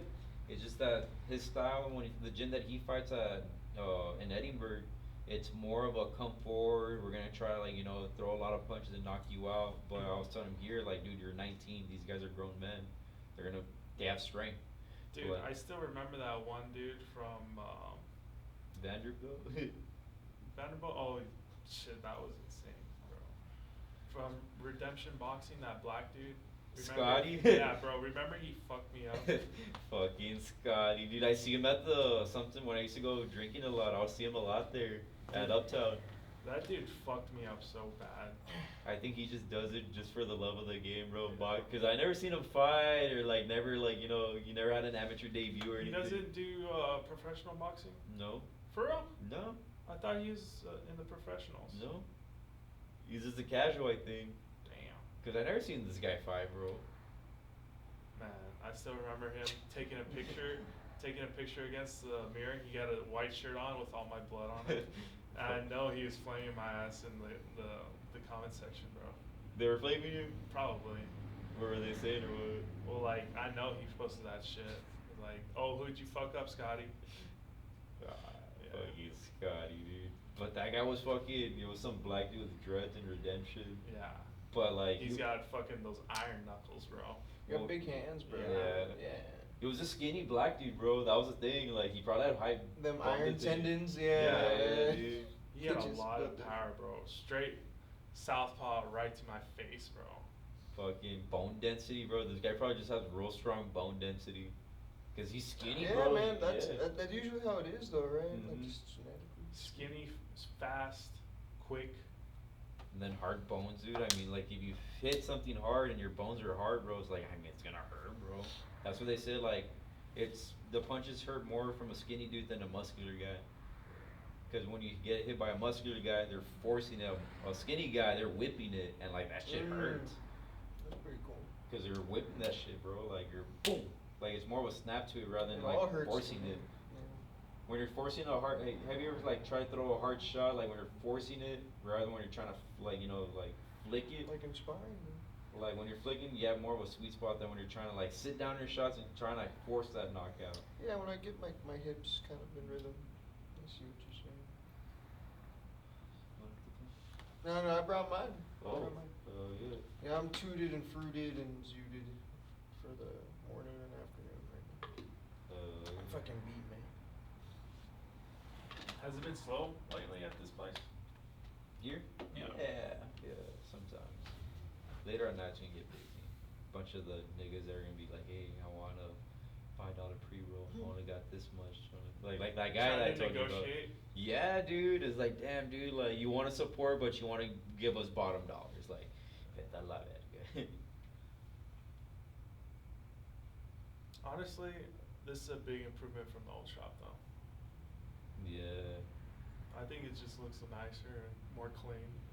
The other shop looked kind of like run down. Yeah, bro. Especially when these were like the They holes got popping up. the mold on it starting to grow and all that shit. Yeah, dude. It was always hot. Yeah, dude. It's because the AC broke, bro. I remember Robert had told me like, hey, the AC had messed up, and I worked a 12-hour shift. And I was like, Nick, I'm gonna get swamp ass, bro.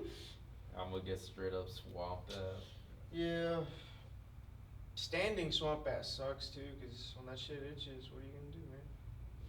True. Digging that shit. I remember some chicks were like, hey, can we get out of here? It's too hot. And I'm like, man, and I'm stuck here. Like, Fucking sucks in here. Let's get out. yeah, dude. Does AT&T come by? What do they do to you? Just an average. There's this. She's a looker, man. Yeah, she was just seemed. She seemed. What's the term I'm looking for? Confident. You know, she's charming. It's got the sky written all over him, and so she was talking us up, and I got her number for work, so I'm trying to open something up, so I sent it his way. Ask him what he did, man. Yeah. Nothing. She was Why? feeling you, man. The fuck? She asked him more questions about you anyway, and she was talking to me. That means something. She was Socially awkward. interested. You too good for her or what? No, because I don't know cues, bro. Come Like, on. you just told me right now, you should have told me, like, dude, you should have, like, I have horrible cues, bro, on this shit. You're autistic or what? That's not even a good excuse, man. Half of these motherfuckers are autistic, man. Right? Am I like? Yeah, for sure. Well, I mean, I know, like, social cues and shit, but, like, as in, like, a chick that's, like, you know, into me, like, I only know when I'm fucked up, bro. Like, low key. Well, like, you gotta oh, understand she's not into you, but she's gonna give you a shot. You just gotta shoot for it, bro. Shoot for it. You know, you have a lot of lore. I don't think you give yourself credit. You just gotta tell these girls. You know, leave out some of the The thing about women, trapping days. You know? they're just human beings, bro. Just, I think the one secret is don't try to fuck them right away. You just, And let it happen. Yeah, that's true. yeah. If they actually see you got a personality and you're not just a brick wall, you'll be good. A meat stick. Basically, Yeah. chicks can smell that shit from a mile away if you're just trying to fuck them. It's true. And you just gotta slither your way into that pussy. True. That's right. So I got married. That's right. How long? Yeah, actually a year. What day is it? The 6th. A year and 4 days ago. Wow. Congratulations. Thank you, brother. Appreciate it. Long term? Yeah. I mean, you're No, married, yeah, right? yeah, no, I'm trying to There's kind no of- going back at this point. We started 21. Yeah, so that's long term. That's half a decade. Close to. What's the term for? You say a quarter or 25%. What's the term for 20%? A bushel? I don't know. A fifth. Just a fifth? There's nothing cooler. I mean, I think that's kind of like, It's just a fifth. yeah, fifth. There's no coin to reference. I guess not. Pence? No. Yeah, all that to say, Mike. Can I call you Mike? Okay. Fifth of my life with this girl. So dating and plus Yeah. marriage. Yeah. Okay. Respect. Thank you. What's up, bro? So,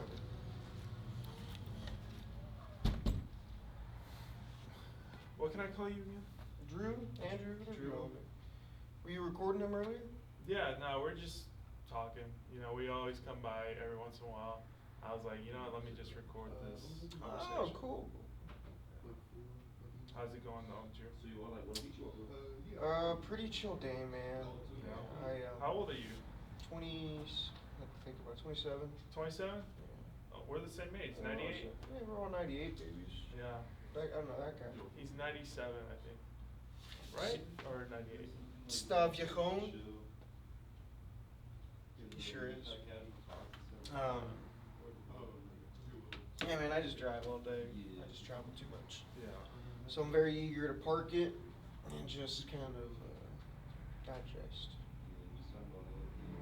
Yeah, I mean, it's hard for me to want to just settle down. Oh yeah? How come? I don't know. I just feel like there's too many places to go and be. Oh, for sure. And that's why I don't like being stuck. I can do what I gotta do, but being stuck is the thing I dislike the most. I want to keep moving somewhere, someplace, doing something different. You know, I'll be at a job for like 2 years and I want something else. Oh, that's not too bad though. 2 years isn't. But even that feels long. I'm like, dude, like in a year I want to be at a different job. Okay. You know. What's like your internal clock for, locations? Well, I live in Austin right now. I came down for a visit. So I already got step 1 out the way, is getting out of the valley. Okay. Sweet. Step 2 is catching up on all my bills. Shit. And then step 3 is getting a home at 30. That's what's up, man. You know, and that's like 2 years from now, basically. Yeah, it's creeping up on us, homie. Yeah, dude. I don't We know gotta if I'm ready to We transition. gotta hustle. I don't know if I'm ready to transition to 30s, bro. It's Got no choice. It just comes by so quick, bro. We're already late 20s. Yeah.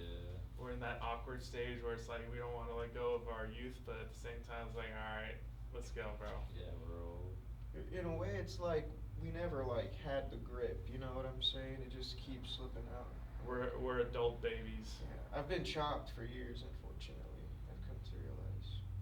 We're all pretty old relatively to, I guess, whatever.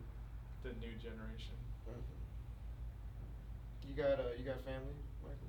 Yeah, I was actually I hadn't seen my family in like 4 months, and I was just like, dude, I gotta visit my hometown. I was missing my dogs. Seeing my dogs was awesome. Yeah, You I know know? that feeling. You take that shit for granted, like you're always with them, but then you leave and like, oh shit, I haven't seen my dogs in months. Yeah, I hate missing dogs. Yup. Yeah.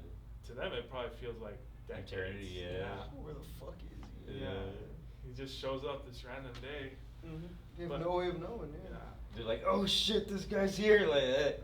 I need to do this more often visit though, cause like, it's a 5-hour drive, which It's isn't not bad. bad. I've driven from McAllen to Washington D.C., so I know what a long fucking drive is. Yeah, man. So I'm like, dude, like, time isn't slowing down, man. There's been weekends where I just don't do shit, Mm. and I feel like, man, I really wasted my time. And then there's weekends where I do all the things that I've been meaning to do and catching up on goals that I have. Like, hell yeah, I want to do this again. You just want to be a little more productive, kind of. Yeah, I feel like I'm at this age where it's like, all right, I do what I gotta do at my job, but at the same time, I need to continue doing what I actually like to do. It's just Something. living life and having fun. That's cool. Most people try and do side hustles at that point. I'm Yeah. glad you're at least doing something you like. Yeah, I mean, working as a CEO sucks, but it, Oh yeah. it has its perks. Okay, that's cool, man. I didn't know that. Nice. But I'm like a glorified DoorDash driver, basically. Who's- Basically, yeah. Just bring lunch every day. how are the tips? They're alright. Enough to Is it get by. Business development. Oh, you? Are you? No, I'm Developing I'm an relationships. I'm an oncology clinical specialist, Hell which yeah. is just a term for helping them out. Hell yeah. I bring lunch. No, but he's about to be embarking a new role. Alright, man? Yeah. As business development. So I put on the resume, be like, yeah, business developer. Is that you in your degree? But bioethics is to make sure social justice and health equality. So it's not business. But so I'll be like, And, you know, and It's I'm in close- healthcare, it's close and my enough. major is economics and politics, and that's funny. You flip-flop. Who's gonna be mayor? Mayor of McAllen? Mayor of Kalamazoo. Mayor of Panochillo. Yeah. Torta town. Yeah. Yeah, I'm an associate though. I'm not a big dog yet. That's what my card says. Do you have an extra card? That's for you. Yeah. Thank you. Yeah, usually I write stuff this way.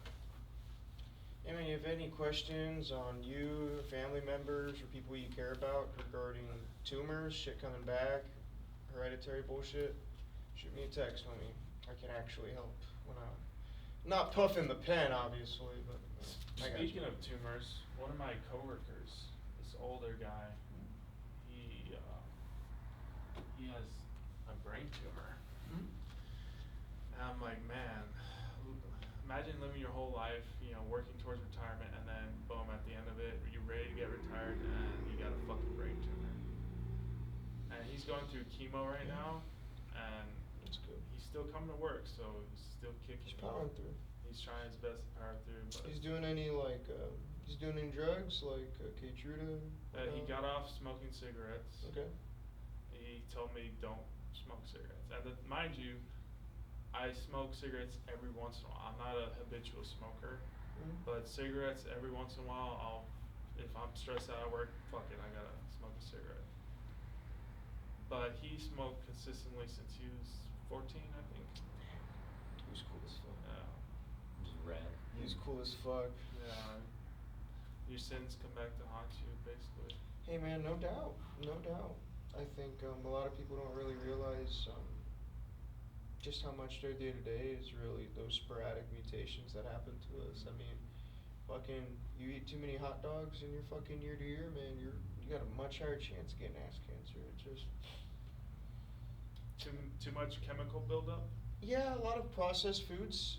So yeah, bologna, ham, particularly hot dogs, that type of processed pork, spam, Yeah. sausages.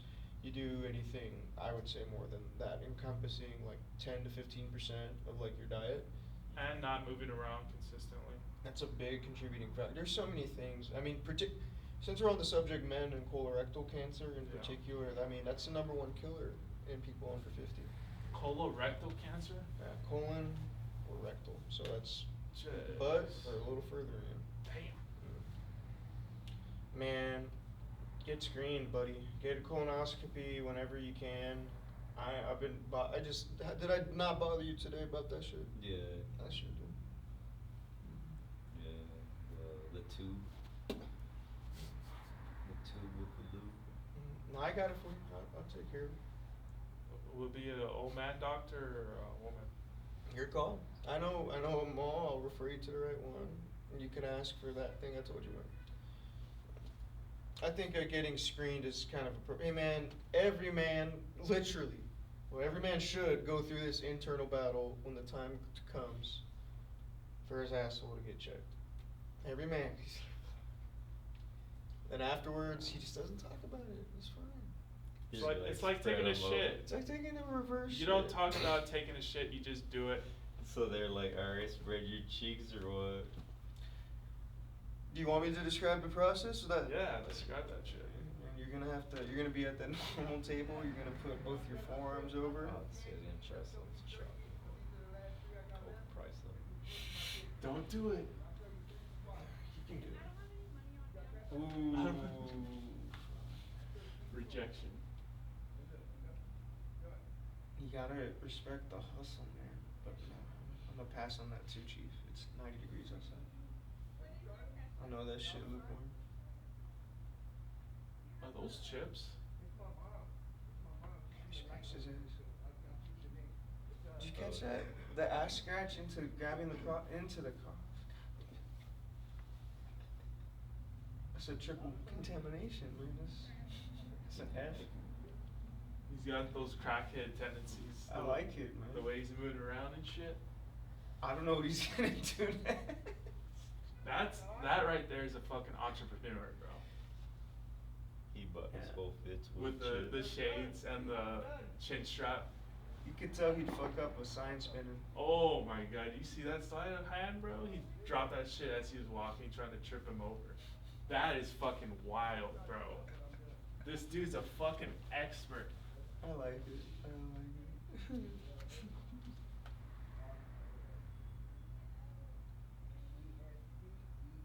Bro, he's snatching that cash out too. That's crazy. He said you don't need cash, it's all good. That's Bro. fire. That's actually fire.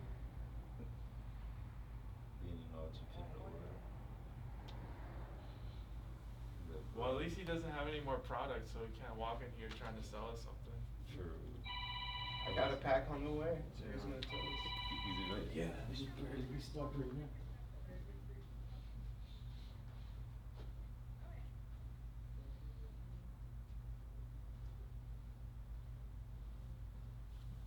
Ghost call? Hey, dude, Paul got arrested recently. Yeah, I saw that picture, man. The What? fuck's wrong with him? We don't have any. It's gone? There's nothing in there. That's why I went next door and I bought this. Cause I Where's can. next door? The comic book shop. Alright, I gotta get some. Kaboomskis? True. Love this one chick that works there. She kinda bad? Nah, I mean, she looks like she'll dome you off behind the comic book store, but that's about it. She's not there right now. Like she actually looks like that, or that's what we want? She has red hair. She looks like she'll get down with the plan. Yeah. If it's like that stark ass hair color, like they did that shit 8 hours ago, yeah, it's a shot. It looks like you'll get head while you're reading a comic book. You're like, oh yeah, hell yeah. Those nerdy girls, man, I guess they put out. But She'll let it stick it up her ass. you like that? Do you like anal? Anal? Nah, I never tried it, and I don't think I would. Okay. Yeah. Why'd you say it like that? Because, bro, it's an abomination, bro. Is that what God intended, or what? I don't know. Like, never thought that is it. It's because you're not equipped for that shit. Nah. I don't know. Like, I think it's kind of like homo-y. It's like, why do with that to a chick? Like, a chick has a pussy. Like, it's better. It's wet. You've obviously never been with a whore.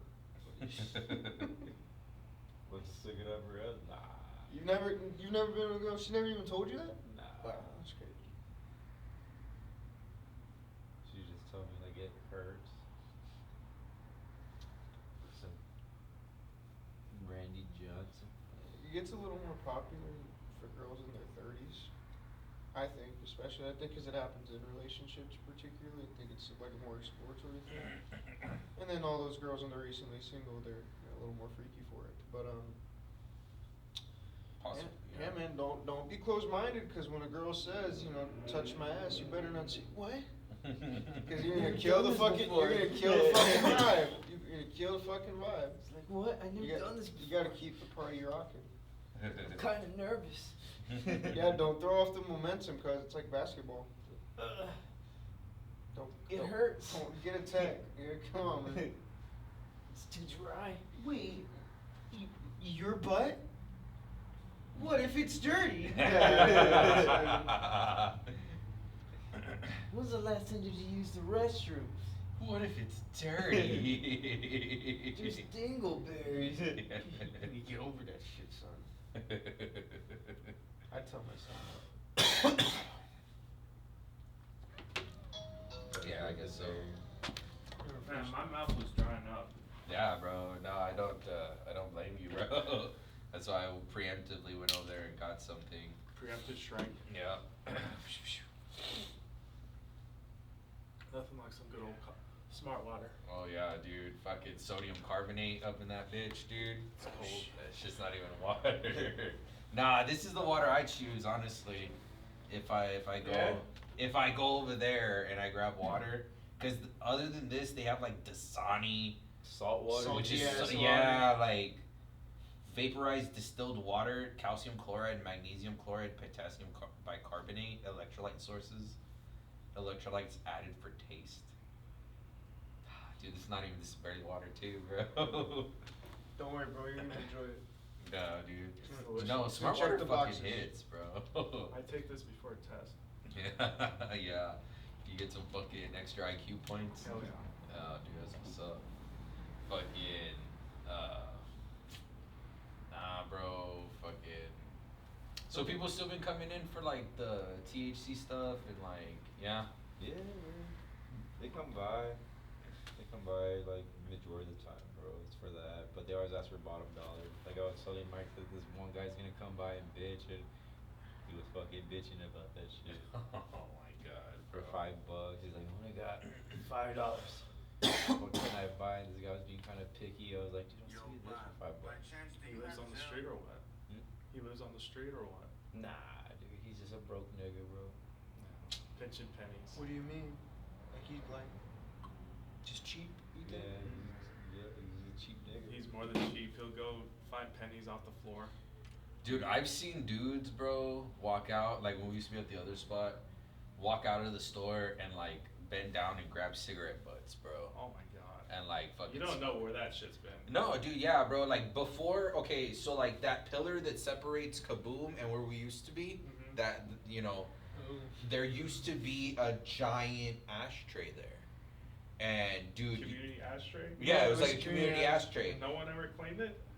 No, yeah, I mean, yeah, the city would come and clean it and But it stuff, just bro. get- But like, still over time, you know. There's a lot more bums around. I mean, dude, like, bro, there was even like a bench right in front of the shop too. That was like made out of like, You're asking for it, man. dude, like, dude, and Gotta they put spice on that they shit. broke everything, bro. Like, people break everything. Bums. Yeah, dude, it was like in loving memory of like someone. Like, Aw. yeah, bro, put up by like the city in like 19 something, bro. Didn't matter. Yeah, and people just break Didn't shit, matter. bro. And it's like, dog, like, people just don't give a fuck about anything anymore. But they want to bitch and fucking whine about their fucking problems. It's like, bro, you don't even fucking give a shit about anything around you, dude. But you want to bitch about yourself. It's like, bro, fuck you, man. At least try and fix yourself. Like, fuck that, man. I don't understand how people are like that. It's like, you know, it's like, dude, you're out here bitching and whining, like, you know, begging and fucking like making the community fucking worse. It's like, damn, bro, like, I saw this one video from Nigeria, some looters, they got shot on the spot by the army. I mean, bro, like, I mean, that's third world country shit for Yeah. sure. You know what I mean? What would we do? We have to Well, they dispense shot to them me. civilly. Yeah. That's what, like how? Dude, but you see, like, we can't even. Plastic bullets. Well, we no, can't. no, run them through the courts. Get them in jail. Don't let them out. Simple as that. It's free labor, if you really think about it. It's like, And you stick- want to know what's funny also, bro, is like the prisons like will bitch about like the lack of like incarceration rate, right? Yeah. Like they'll bitch about like, oh, we're putting less and less people in jail, in prison, whatever, right? But then they'll turn around and they'll let those types of people back out on the street. Mhm. And it's like, okay, like, and then you'll be like, well, why? And it's like, oh, because they're taking up tax dollars and like this and that for free housing, free food, free all this shit. And it's like, yeah, but isn't that what tax dollars are for? Like, so that so we can make the community better, so you keep those people put away. You know what I'm saying? It's like, why the fuck do you take the money from us in the first place? We need to send more to Iran. Yeah. Oh yeah. We need to send more to fucking Israel, bro. My bad, bro. Like, I forgot, dude. So. Netanyahu needs. Yeah, Netanyahu needs a new some band. gold-plated fucking Glock 18, Flying bro. Bugatti. Yeah, man. We can't let Iran have nukes, bro. No, that we can't let them do though. Like on some real shit. Like, but I really don't give a fuck either way. I like- just spent fucking $4 a gallon today. I don't give a fuck about. Yeah, I know, man. It sucks. Dude, I fucking, It sucks. dude, I do my car. I was literally at like 8 miles because I was like dreading putting fucking gas. So I fucking pumped gas, bro, and it was Go like, to Murphy's, man. it was like fucking $55 to fill up, dude. I was like, fuck. You don't have a Sam's Club membership? I do, yeah. I have So- Sam's Club and Costco, but Oh, like it's I'm not all gonna over drive there, all the way over yeah. there. I'll Like chicken 8 Once they miles open it up back. here, you best believe, bro. Yeah. But nah, I'm not gonna go all the fucking way over there just to pump gas. I'm lucky because in my apartment, Sam's Club's right down the road, so it's just a Oh, mile. I shit. go fill up and then I come home. Dude, that's totally worth it, bro. Yeah, Like, True. that is really worth it because then when gas prices are fucked, it alleviates. Yeah. And when gas prices are good, you save even more. Mhm. It's like, damn, bro, like that's pretty sweet. Yeah. That's why, like, It once adds up. no, it definitely adds up. That's why once they open up Sam's here, bro, like we're gonna be a Sam's family. Yeah. Minute Mark, bro. No more Kirkland's, dog. I can't, bro. I can't bring myself to drive over there, cuz when I have it right here. And it sucks too, man. It's so congested in that area. It, dude, it's just it, such an it inconvenience. sucks at this ass, point. bro. Yeah. Fucking everything's right there. Red Robin, fucking. Where I live, I'm across that Sam's Club. Oh yeah. So come. That's another excuse to see me. I'm just saying. Yeah. Yeah, No. so- With the Sam's Club in. On 10th Street. Oh, okay, yeah. I was actually just by there, where Red Lobster is. Yeah. Where you don't see me, bro. Oh shit, yeah. I was just by there the other day. Holy fuck. Where I live. Oh, okay. I didn't even see any fucking housings like areas in that place. Yeah, I'll send you In my that lo- area. It's okay, man. It's because we don't share loads, either. Dude, I'm not gonna share my loc with you, bro. Dude, I'm the type of guy that can make it happen if something bad happens to me. Oh yeah, bro. I'll fucking Liam Neeson. Yeah, dude. If I fucking call you up, dude, you're fucking. I'm like, hey, bro, code red, dude. You're like, yeah, I'm on the way. Yeah, don't worry. Yeah. Yeah, the guy's outside. Yeah. Your coordinates. I wanted my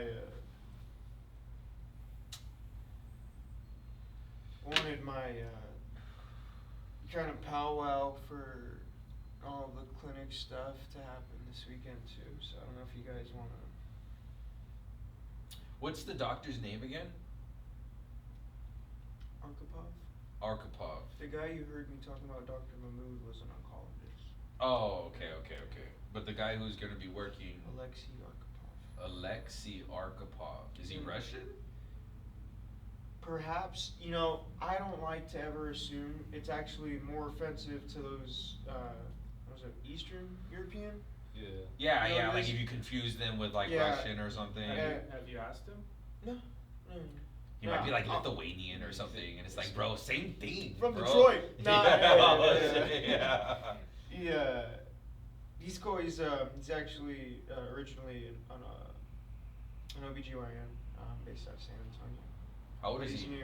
he's an old fuck. Oh, he's an old guy. But he's near the like the military complex, like the Briggs area. Oh, You okay. know what I'm saying? So he's not based down here. No, it's all remote. Oh, so you're No. just gonna use his fucking license or Either what? we're gonna see, yeah, that's kind of what like the third party did for us. So it's gonna be a flat rate, and then he's gonna get stuff off the back end. Let me see. So the protocols that we have to adhere to, he has like a predetermined formula for like what they are. So like some of the blends and whatnot. And so what I'm trying to get done right now is essentially just to him to approve the predetermined formulas we have, because that's what's better for our bottom dollar. Right. Since we incorporate the right amount of Right. bullshit. Right. You know what I'm saying? So he Is has. this on his camera own- actually? What we're talking about? Yeah, the camera's. That's going. okay. That's okay. Does it get pretty busy working there? Where? What? At the OBGYN? OBGYNs get pretty busy. Yeah. Um, Andrew doesn't work at an office. He's like he's a sales rep. Yeah. Like a medical sales rep. So you're never in the office, you just kind Oh, of yeah. go. No, I mean, I'm in the clinic sometimes, I'm in the OR sometimes. Yeah. It just all depends on like What they need. which doctor, what I'm calling upon and what their type of service is. There's different OBGYNs, some are oncologists, some are more obstetrics rather than gynes. Yeah. Some are just doing fucking baby shoots all day. They're not even really ever doing any critical care like a gynecologist could. Right. How risky is that surgery?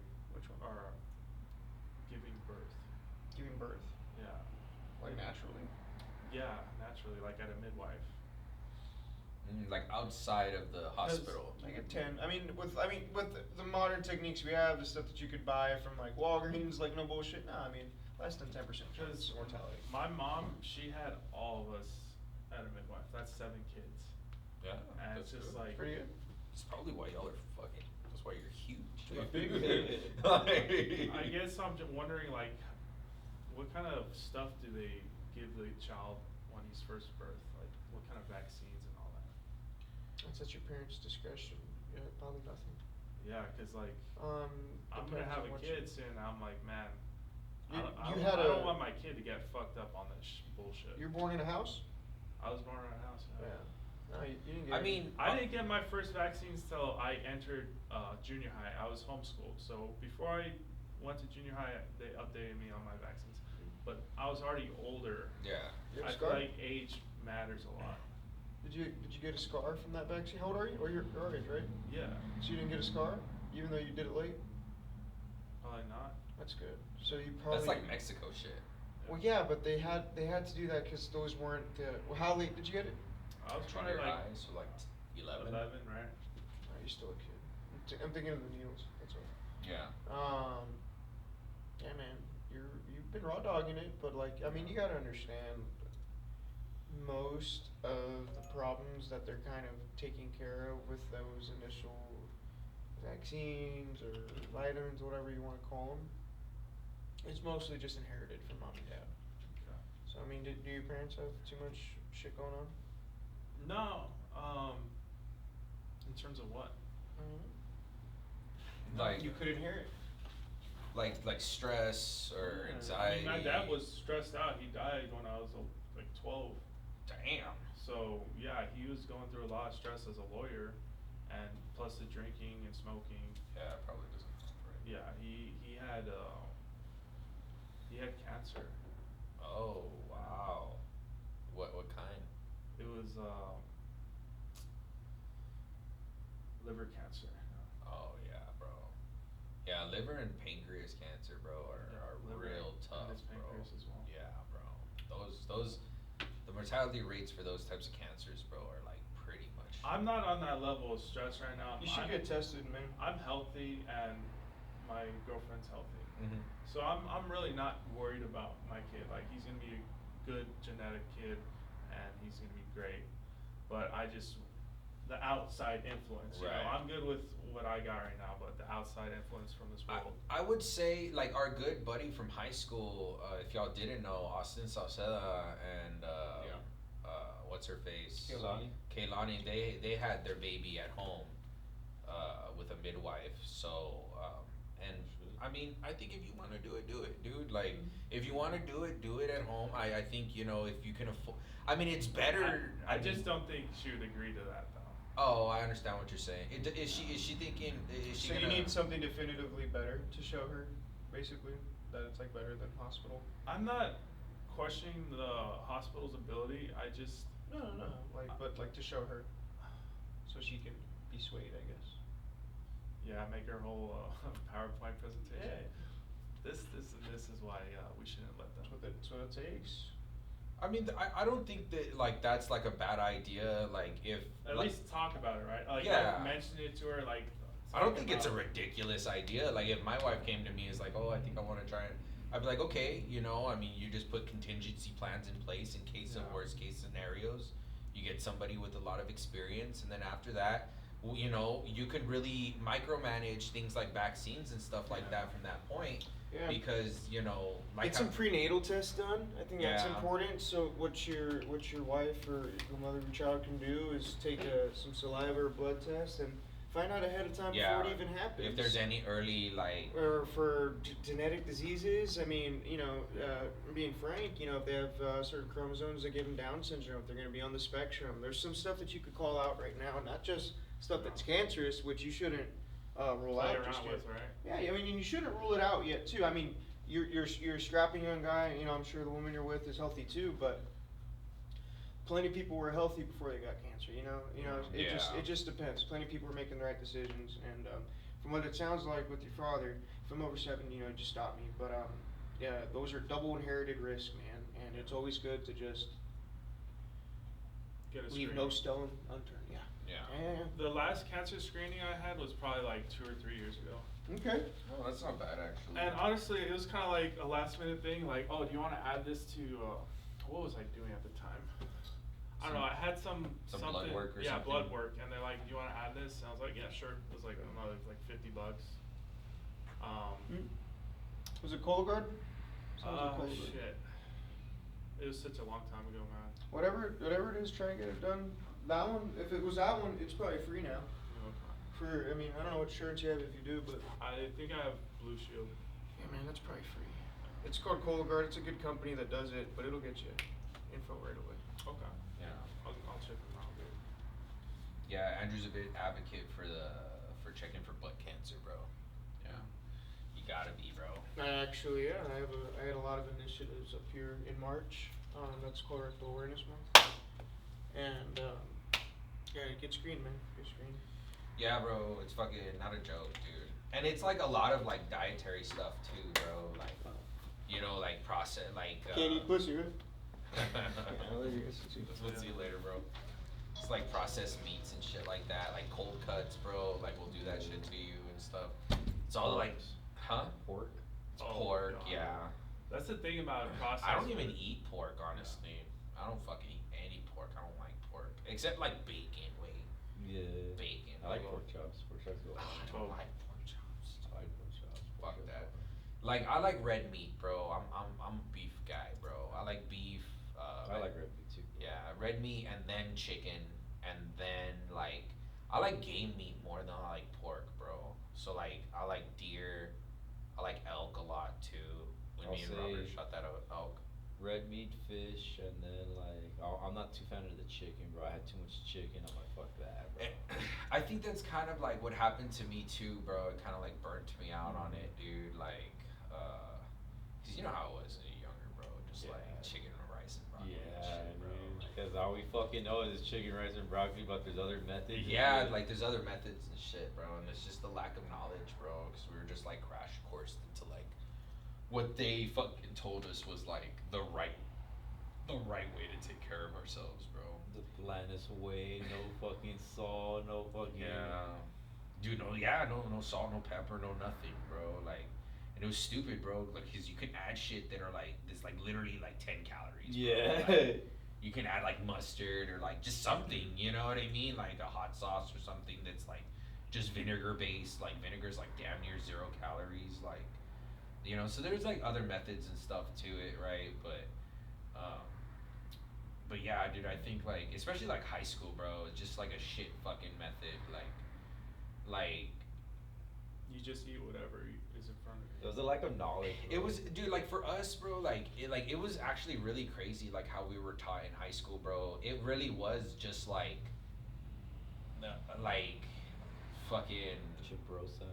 dude, yeah, bro science. Like just train hard, eat a lot, like run, like you know what I you mean? squat a lot, you're gonna run fast That- automatically. yeah. Like Drink it, water. it was just stupid shit, dude, and it was just like the only one who like really knew what he was talking about was Ramirez, because he was like a UFC fighter, bro. Like yeah, you did like MMA. he did like MMA, had like a winning record and shit. That's why his fucking shit's like kind of, you know, a little messed up and stuff. So he knew how to recover. Yeah, bro, like he knew how to take care of himself and stuff, and he was the one who would make our training regimens and stuff, and the training was good.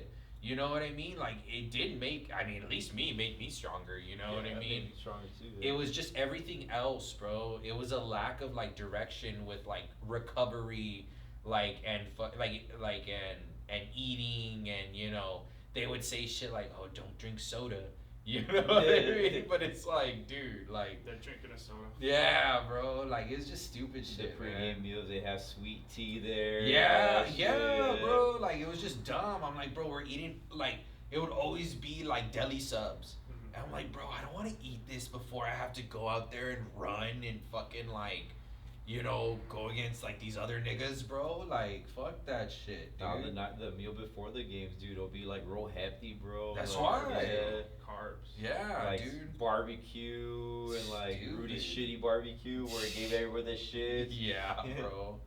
Fuck that, dude. Like, Nah, man. Actually, as a matter of fact, dude, my nephew just told my sister that he doesn't want to play football anymore.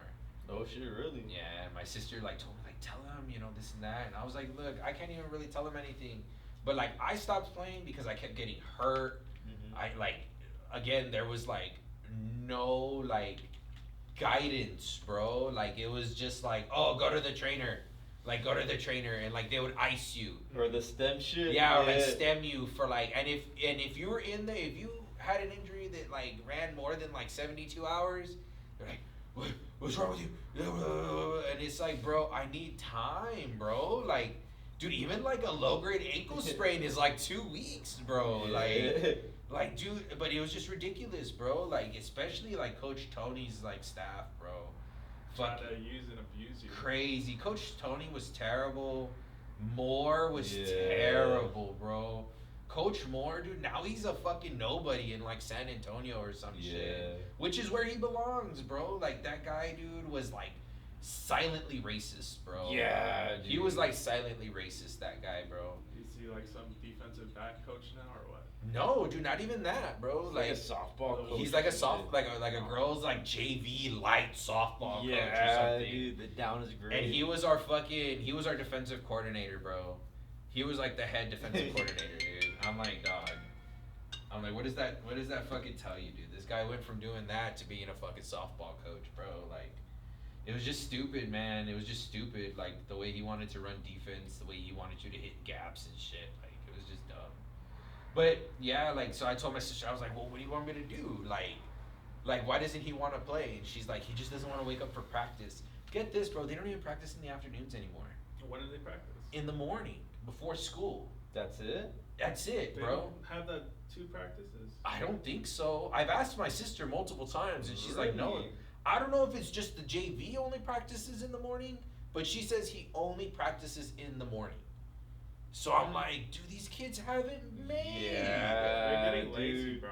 Lazy, bro. Not built for it, bro. Dude, we do like what, 2-a-days, right? Dude, bro. Even our shit was kind of neutered, bro.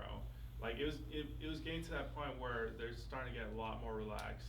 Bro, we were not like that. We're bro. abused, bro. Like, I promise you, dude, like, it was not like that, dude. Like, you had to be at every weight lift, at every summer workout, at every practice, at every film. Yeah. Like, you couldn't get sick, you couldn't get hurt, you couldn't have a vacation. You couldn't, yeah, bro. You couldn't go on the summer vacation with your family, bro. Like, it was terrible, bro. Dude. But then they would preach that shit, bro, and then give like a skilled player who hasn't done shit all year, all summer, like a fucking spot on varsity. Yeah. And it's like, bro, like y'all are full of shit, bro. Like y'all just eat your own shit, bro. And that's why none of them are there anymore, bro. Yeah. Like Stroman's there, good for him, dude. Like Stroman was always kind of quiet whenever we were there, you know. He never really. He just waited for the opportunity because he's like, I know these niggas are not gonna be there like that long. Oh, but I think that's why Stroman never really got involved, bro. Because I don't think he agreed with like the whole shit, you know, like just how everything was ran. You know what I mean? He didn't agree with methods. He didn't agree. How are you gonna get involved and be behind that when you're not behind that? You know. So I kind of get it. I kind of understood what you know where he was kind of coming from as far as maybe not being too involved, but More now he's the head coach. now he's a head coach. Yeah. 100 bands. Yeah, bro. Good for him. Yeah, dude. It's not bad. That's good. His wife's a doctor, bro. So he gets getting that 200K. Stroman, bro. He's living the high life now. He's a good guy too, though, dude. Like, Real honest guy. real yeah. honest guy. Yeah. Will talk to you, look you in the eye, bro. Doesn't treat you like a fucking kid, bro. He'll like, give you an opportunity, bro. That's what I like Yeah. about him. He'll be like, let you listen out and be like, all right, you know, like this and that. Yeah. You let you talk. Yeah. These other people, they'll just be like, nah, like fuck this guy and shit. Did you hear about Bella's new head coach, Shawn Mendes? No, bro. What about? Bro, he took over from interim to head coaching spot at Bella. Oh, really? Yeah, remember? Didn't the head coach get in like a scandal or something? Yeah, like making kids Work out naked in the shower, doing like burpees. Bro, and that's shit. just gay. Yeah, like it is that. gay. That's just pedophilia. There's a line, Yeah. and he crossed it. You know what, bro? There's not even anything wrong with being gay, bro. That's just pedophilia. Yeah. Like, that's a minor, bro. Like, I don't give a fuck, like, if you feel like That's someone's son. yeah, bro. Like, if I was that kid's dad, bro, dude, forget about it, Yeah. dog. I'm coming for your ass, bro. Like, the fuck degrade my child like that, bro? Fuck no, dude. Yeah. Out of what satisfaction? Like, yeah, like just for your For own what satisfaction, reason? Yeah. Exactly. Like, it's not fucking making anybody else happy except you, you fucking weirdo. Like, You're just making the kids uncomfortable at that that shit's point. crazy to me, bro. That shit's crazy to me, dog. Like, Imagine hearing your kid talk about that shit, and you're like, what the fuck? yeah, like, what the fuck are you talking about? Like, Dude, there's a lot of coaches now that have a lot of like cases with the minors and shit Yeah. here in the valley. It wasn't back then like how it was when we were in school, but now it's more popular, bro. I've been seeing it was a lot. happening when we were in school, not coaches per se. Like, that was the one thing, bro. Like, coaches were never like weird and like Yeah, like that. like weird. that, like sexual or anything like that. They would even make it a point to be like, don't fucking share towels, don't fucking, you know what I mean? Like, they would tell us like, be fucking clean, keep your area tidy and shit like that. So like, in that sense, I will say they weren't weird like that, But because they didn't give a fuck about, I mean, obviously you shouldn't, right? All they gave a fuck about was their jobs, you know what I mean? But like teachers, for sure. Teachers, Yeah. dude. Teachers were fucking diddling kids when we were in high school, bro. Like Mr. Montes. Yeah, Mr. Montes straight up had a kid with a fucking A fucking kid? he had a Oh. kid with, Yeah. with some girl, but he quit before he could get like fired and shit. Yeah. He quit. He went to the refineries. That was like when she barely graduated, right? or She had something like- just Yeah. graduated, so she was pregnant while she was still in high school. Yeah. And then she like right when she graduated, like they had the kid and shit. Was she 18? I don't know. No. I don't even know, bro. Like, I don't even know, but the parents were okay with it from what I heard, bro. Like, the parents were like, okay, like, you know what I mean? Like, Like, the teacher's crazy. yeah, Yeah. the teacher's crazy. Yeah. Not even their homeroom teachers, just a random teacher there. Yeah, bro. I mean, yeah, dude. Like, It's just pretty bad. yeah, she was bad. Alma? Or who was it? Brandy. Brandy. Yeah, Brandy. She had a fat ass, dude. Yeah, I remember her, dude. Yeah, bro. Crazy. But, yeah, And bro. then Mr. Camacho. I don't know nothing about that. Okay, Camacho was cool. Yeah, bro. Shit, always, bro. Like, a whole bunch of shit. Like, Calvillo was like that after they graduate. bro, dude, Calvillo, bro. Dude, I remember I was with an ex-girlfriend, bro. And Calvillo fucking messaged her, bro, like on fucking Facebook or so, or Instagram. He was like, hey, or what? Yeah, dude. What are you wearing? Like, dude, I'll fucking bust it out and shit. In his car, like, yeah, message bitches. yeah, bro. Yeah. Some people are crazy. Dude, it's crazy, bro. Like when he fucking tore both of his hamstrings, dude, when he jumped or Oh, something. yeah. Like dude. Vince McMahon or what? Yeah, bro. Like he fucking like it. He They jumped tired. Yeah, he jumped because they had like one or something, or I don't know what the fuck happened, bro. But it was like on the sidelines, bro. Wasn't it? Yeah, it was. Yeah, It was I like during a remember. game, bro. Instead of helping the athlete kids, and he gets helped out. Dude, crazy, bro. And that guy was like always talking about how he was like he played college football and shit like that, but he paid like D2 or something. NIA or And, something like yeah, that. Like some- a super small school. Yeah, super small school. And it's like, bro, you're fucking 37, dude. You're like 40. Let it go. Like, For real, dude. no mames, dude. Like, He thinks he still got it or what? I mean, he was a big guy, bro. He was tall. How tall was Calvillo? Like 6'4"? Like 6'2", no, 6'3". I don't even know, bro. I wasn't around him a whole bunch, bro. And then that 40 youth football. Yeah, Dude, bro. He has no knees and shit. Yeah, he's got no fucking knees, man. How's everything in the shop? Same old, same old? Yeah, bro. Same old. I mean, I haven't been in here too much. What up, either. Omar? Hey, what's up, Mondo? What's up, big dog? How you doing, dog? Good, just chilling. Chilling, Day chilling. off, so. Oh yeah, that's what's up, dude. Actually, I saw Cause you're at AutoZone, right? I saw on LinkedIn, bro, they were looking for a store manager in McAllen or something. Friday 23rd Street, all the managers got fired. Really? Damn. Except the store manager, so basically when you become store manager, you become salary. Okay. You don't get overtime once you work over your hours. Right. She had to work open to close for 7 days straight before she started getting some people to come help. They even called me on a Friday when they all got fired.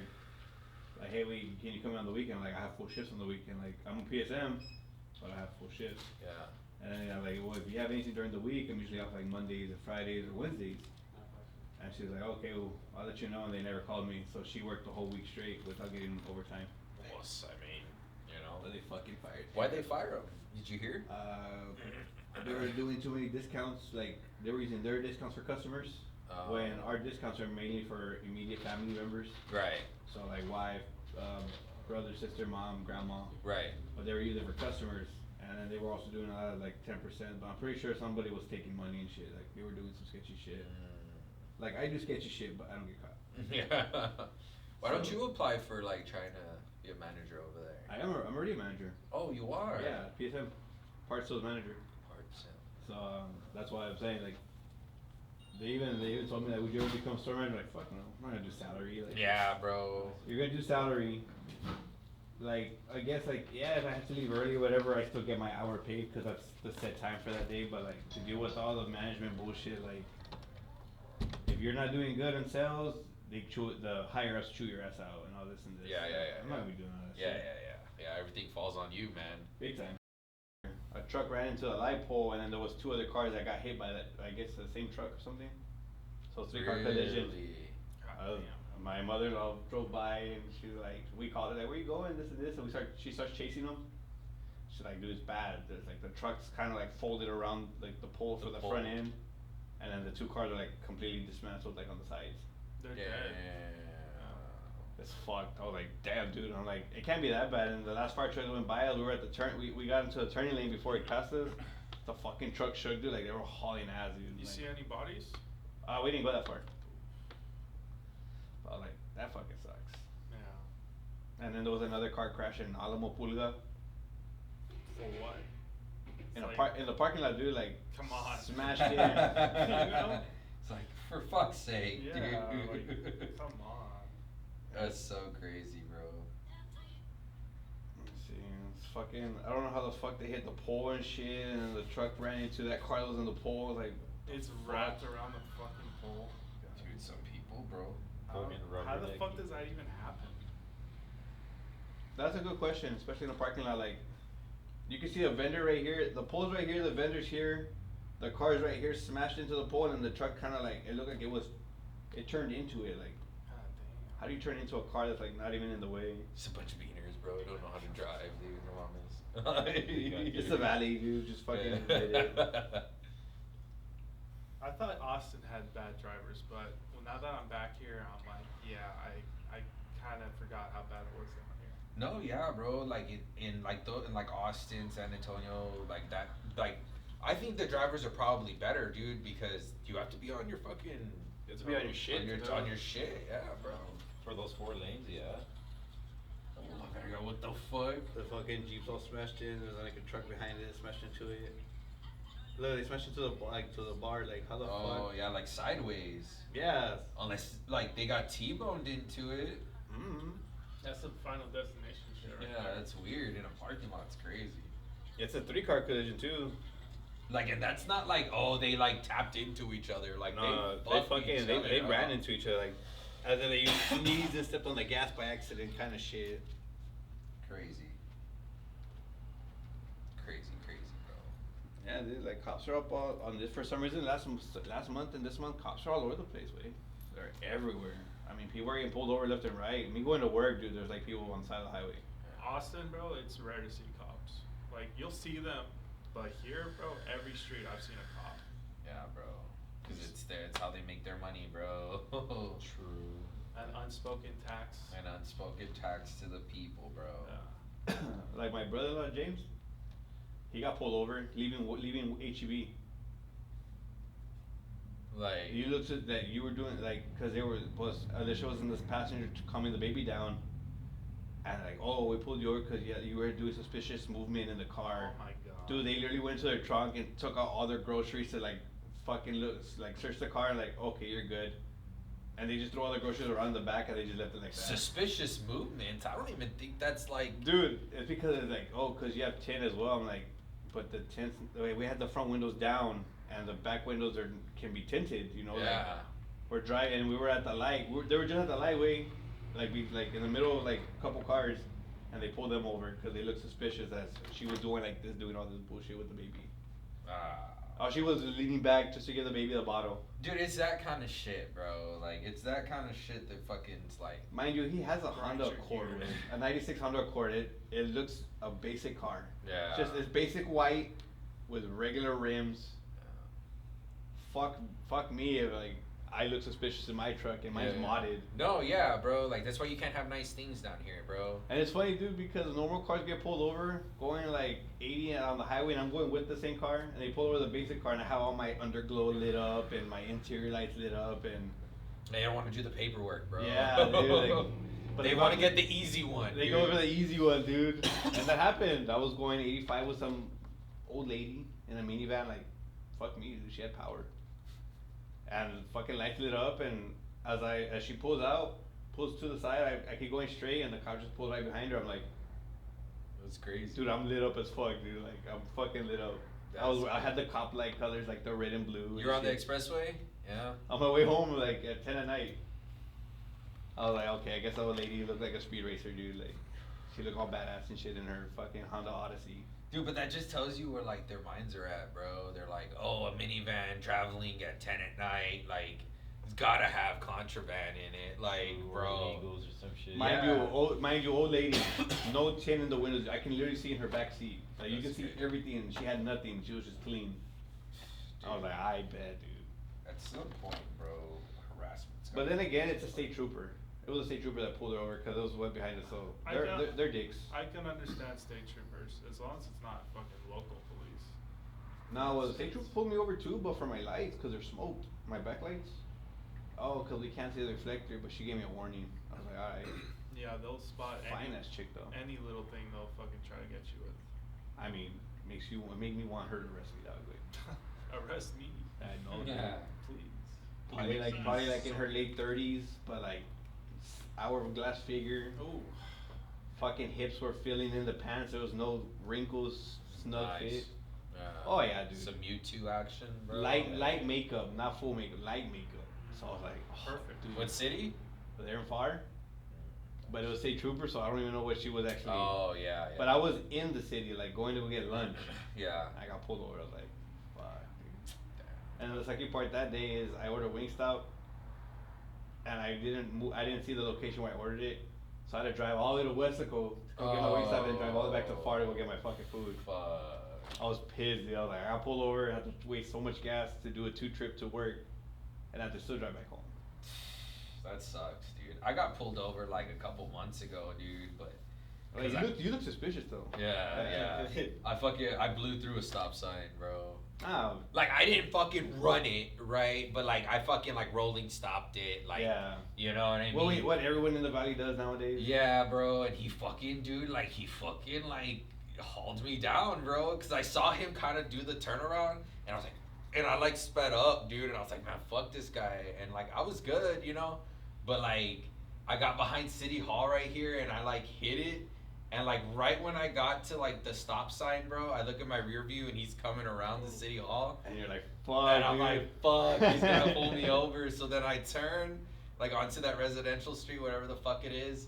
And, like, bro, I was, like, barely making it or whatever. It's, like, right when I turned, he, like, sped up, dude, because he was, like, right behind me, like. So who's coming for you? Yeah, he was coming for, like, he was like, oh, he's hiding something, or, like, he's trying to get rid of something, or. So I was like, fuck, so I just fucking stopped. And he lit me up and I stopped and he was like, he asked me for my shit or whatever. And I gave him my license. He was looking at my license and he like kept leaning over to like my VIN numbers, like either my VIN number or my registration sticker. But Making like, sure like it's like matching and shit. Like I'm I gonna gu- get this guy for something. I guess so, bro. I mean, I guess so. So I was like, you know, and he kept doing that, and he's like insurance, and I was like, yeah, I don't have a physical one. They don't do physical ones no They more. send email now. They sent email, and he was like, oh, okay, and I gave it to him, and he was like, oh, okay, and then he kept looking at my license, and then like and then he like kept looking again at the VIN and shit. I was like, what the fuck, wait, like, so then he like walks. He doesn't tell me anything, doesn't say anything. He walks back to his unit, bro, and he's there for like maybe like 8 minutes, bro. He's there for a while. He comes walking back, and the first thing he asked me, he's like, "You live at this address?" And I was like, "What? What the fuck?" I was like, "Yeah, bro." Like, I was like, "Yeah, I live there." And he's like, "Oh, okay, all right." He's like, "All right, well, I'm just gonna give you a warning. Just sign this saying you don't have to show up to court or anything." Yeah. And I was like, "All right." I was like, "That's so weird, though. Like, it was such a weird like interaction. Like, I've gotten pulled over before, but like." They're flagging you, bro. Dude, that's what I felt like it was, bro. Like, I felt like they were making like a note of like my car and like. In case you see this guy, like keep an eye on him. Yeah, or something, like, bro. no. Yeah, dude. Because also like. We drive a Beamer, no? Yeah, I do. The Yeah. High end cars are the more I mean, active looking ones. it's not like a fucking dime or anything. Like, it has its problems, you know what I mean? But Hey, but a Beamer's a Beamer, dog. I guess so. But yeah, dude. Like, that's exactly what I felt like it was, bro. Like, that they were like, because dude, like. He, like, I don't know, that was just so weird. Like, he didn't care about the address until he went back to his unit and did whatever he did. And then he came back and he was like, "You live at this address?" And I was Usually like, when they go to the unit, they do something quickly and come back. It's like, okay, great train good. But he was looking no, he you was up. there. He was looking you that's up. what I'm saying. Like, that's what I'm saying. I thought it was weird, bro.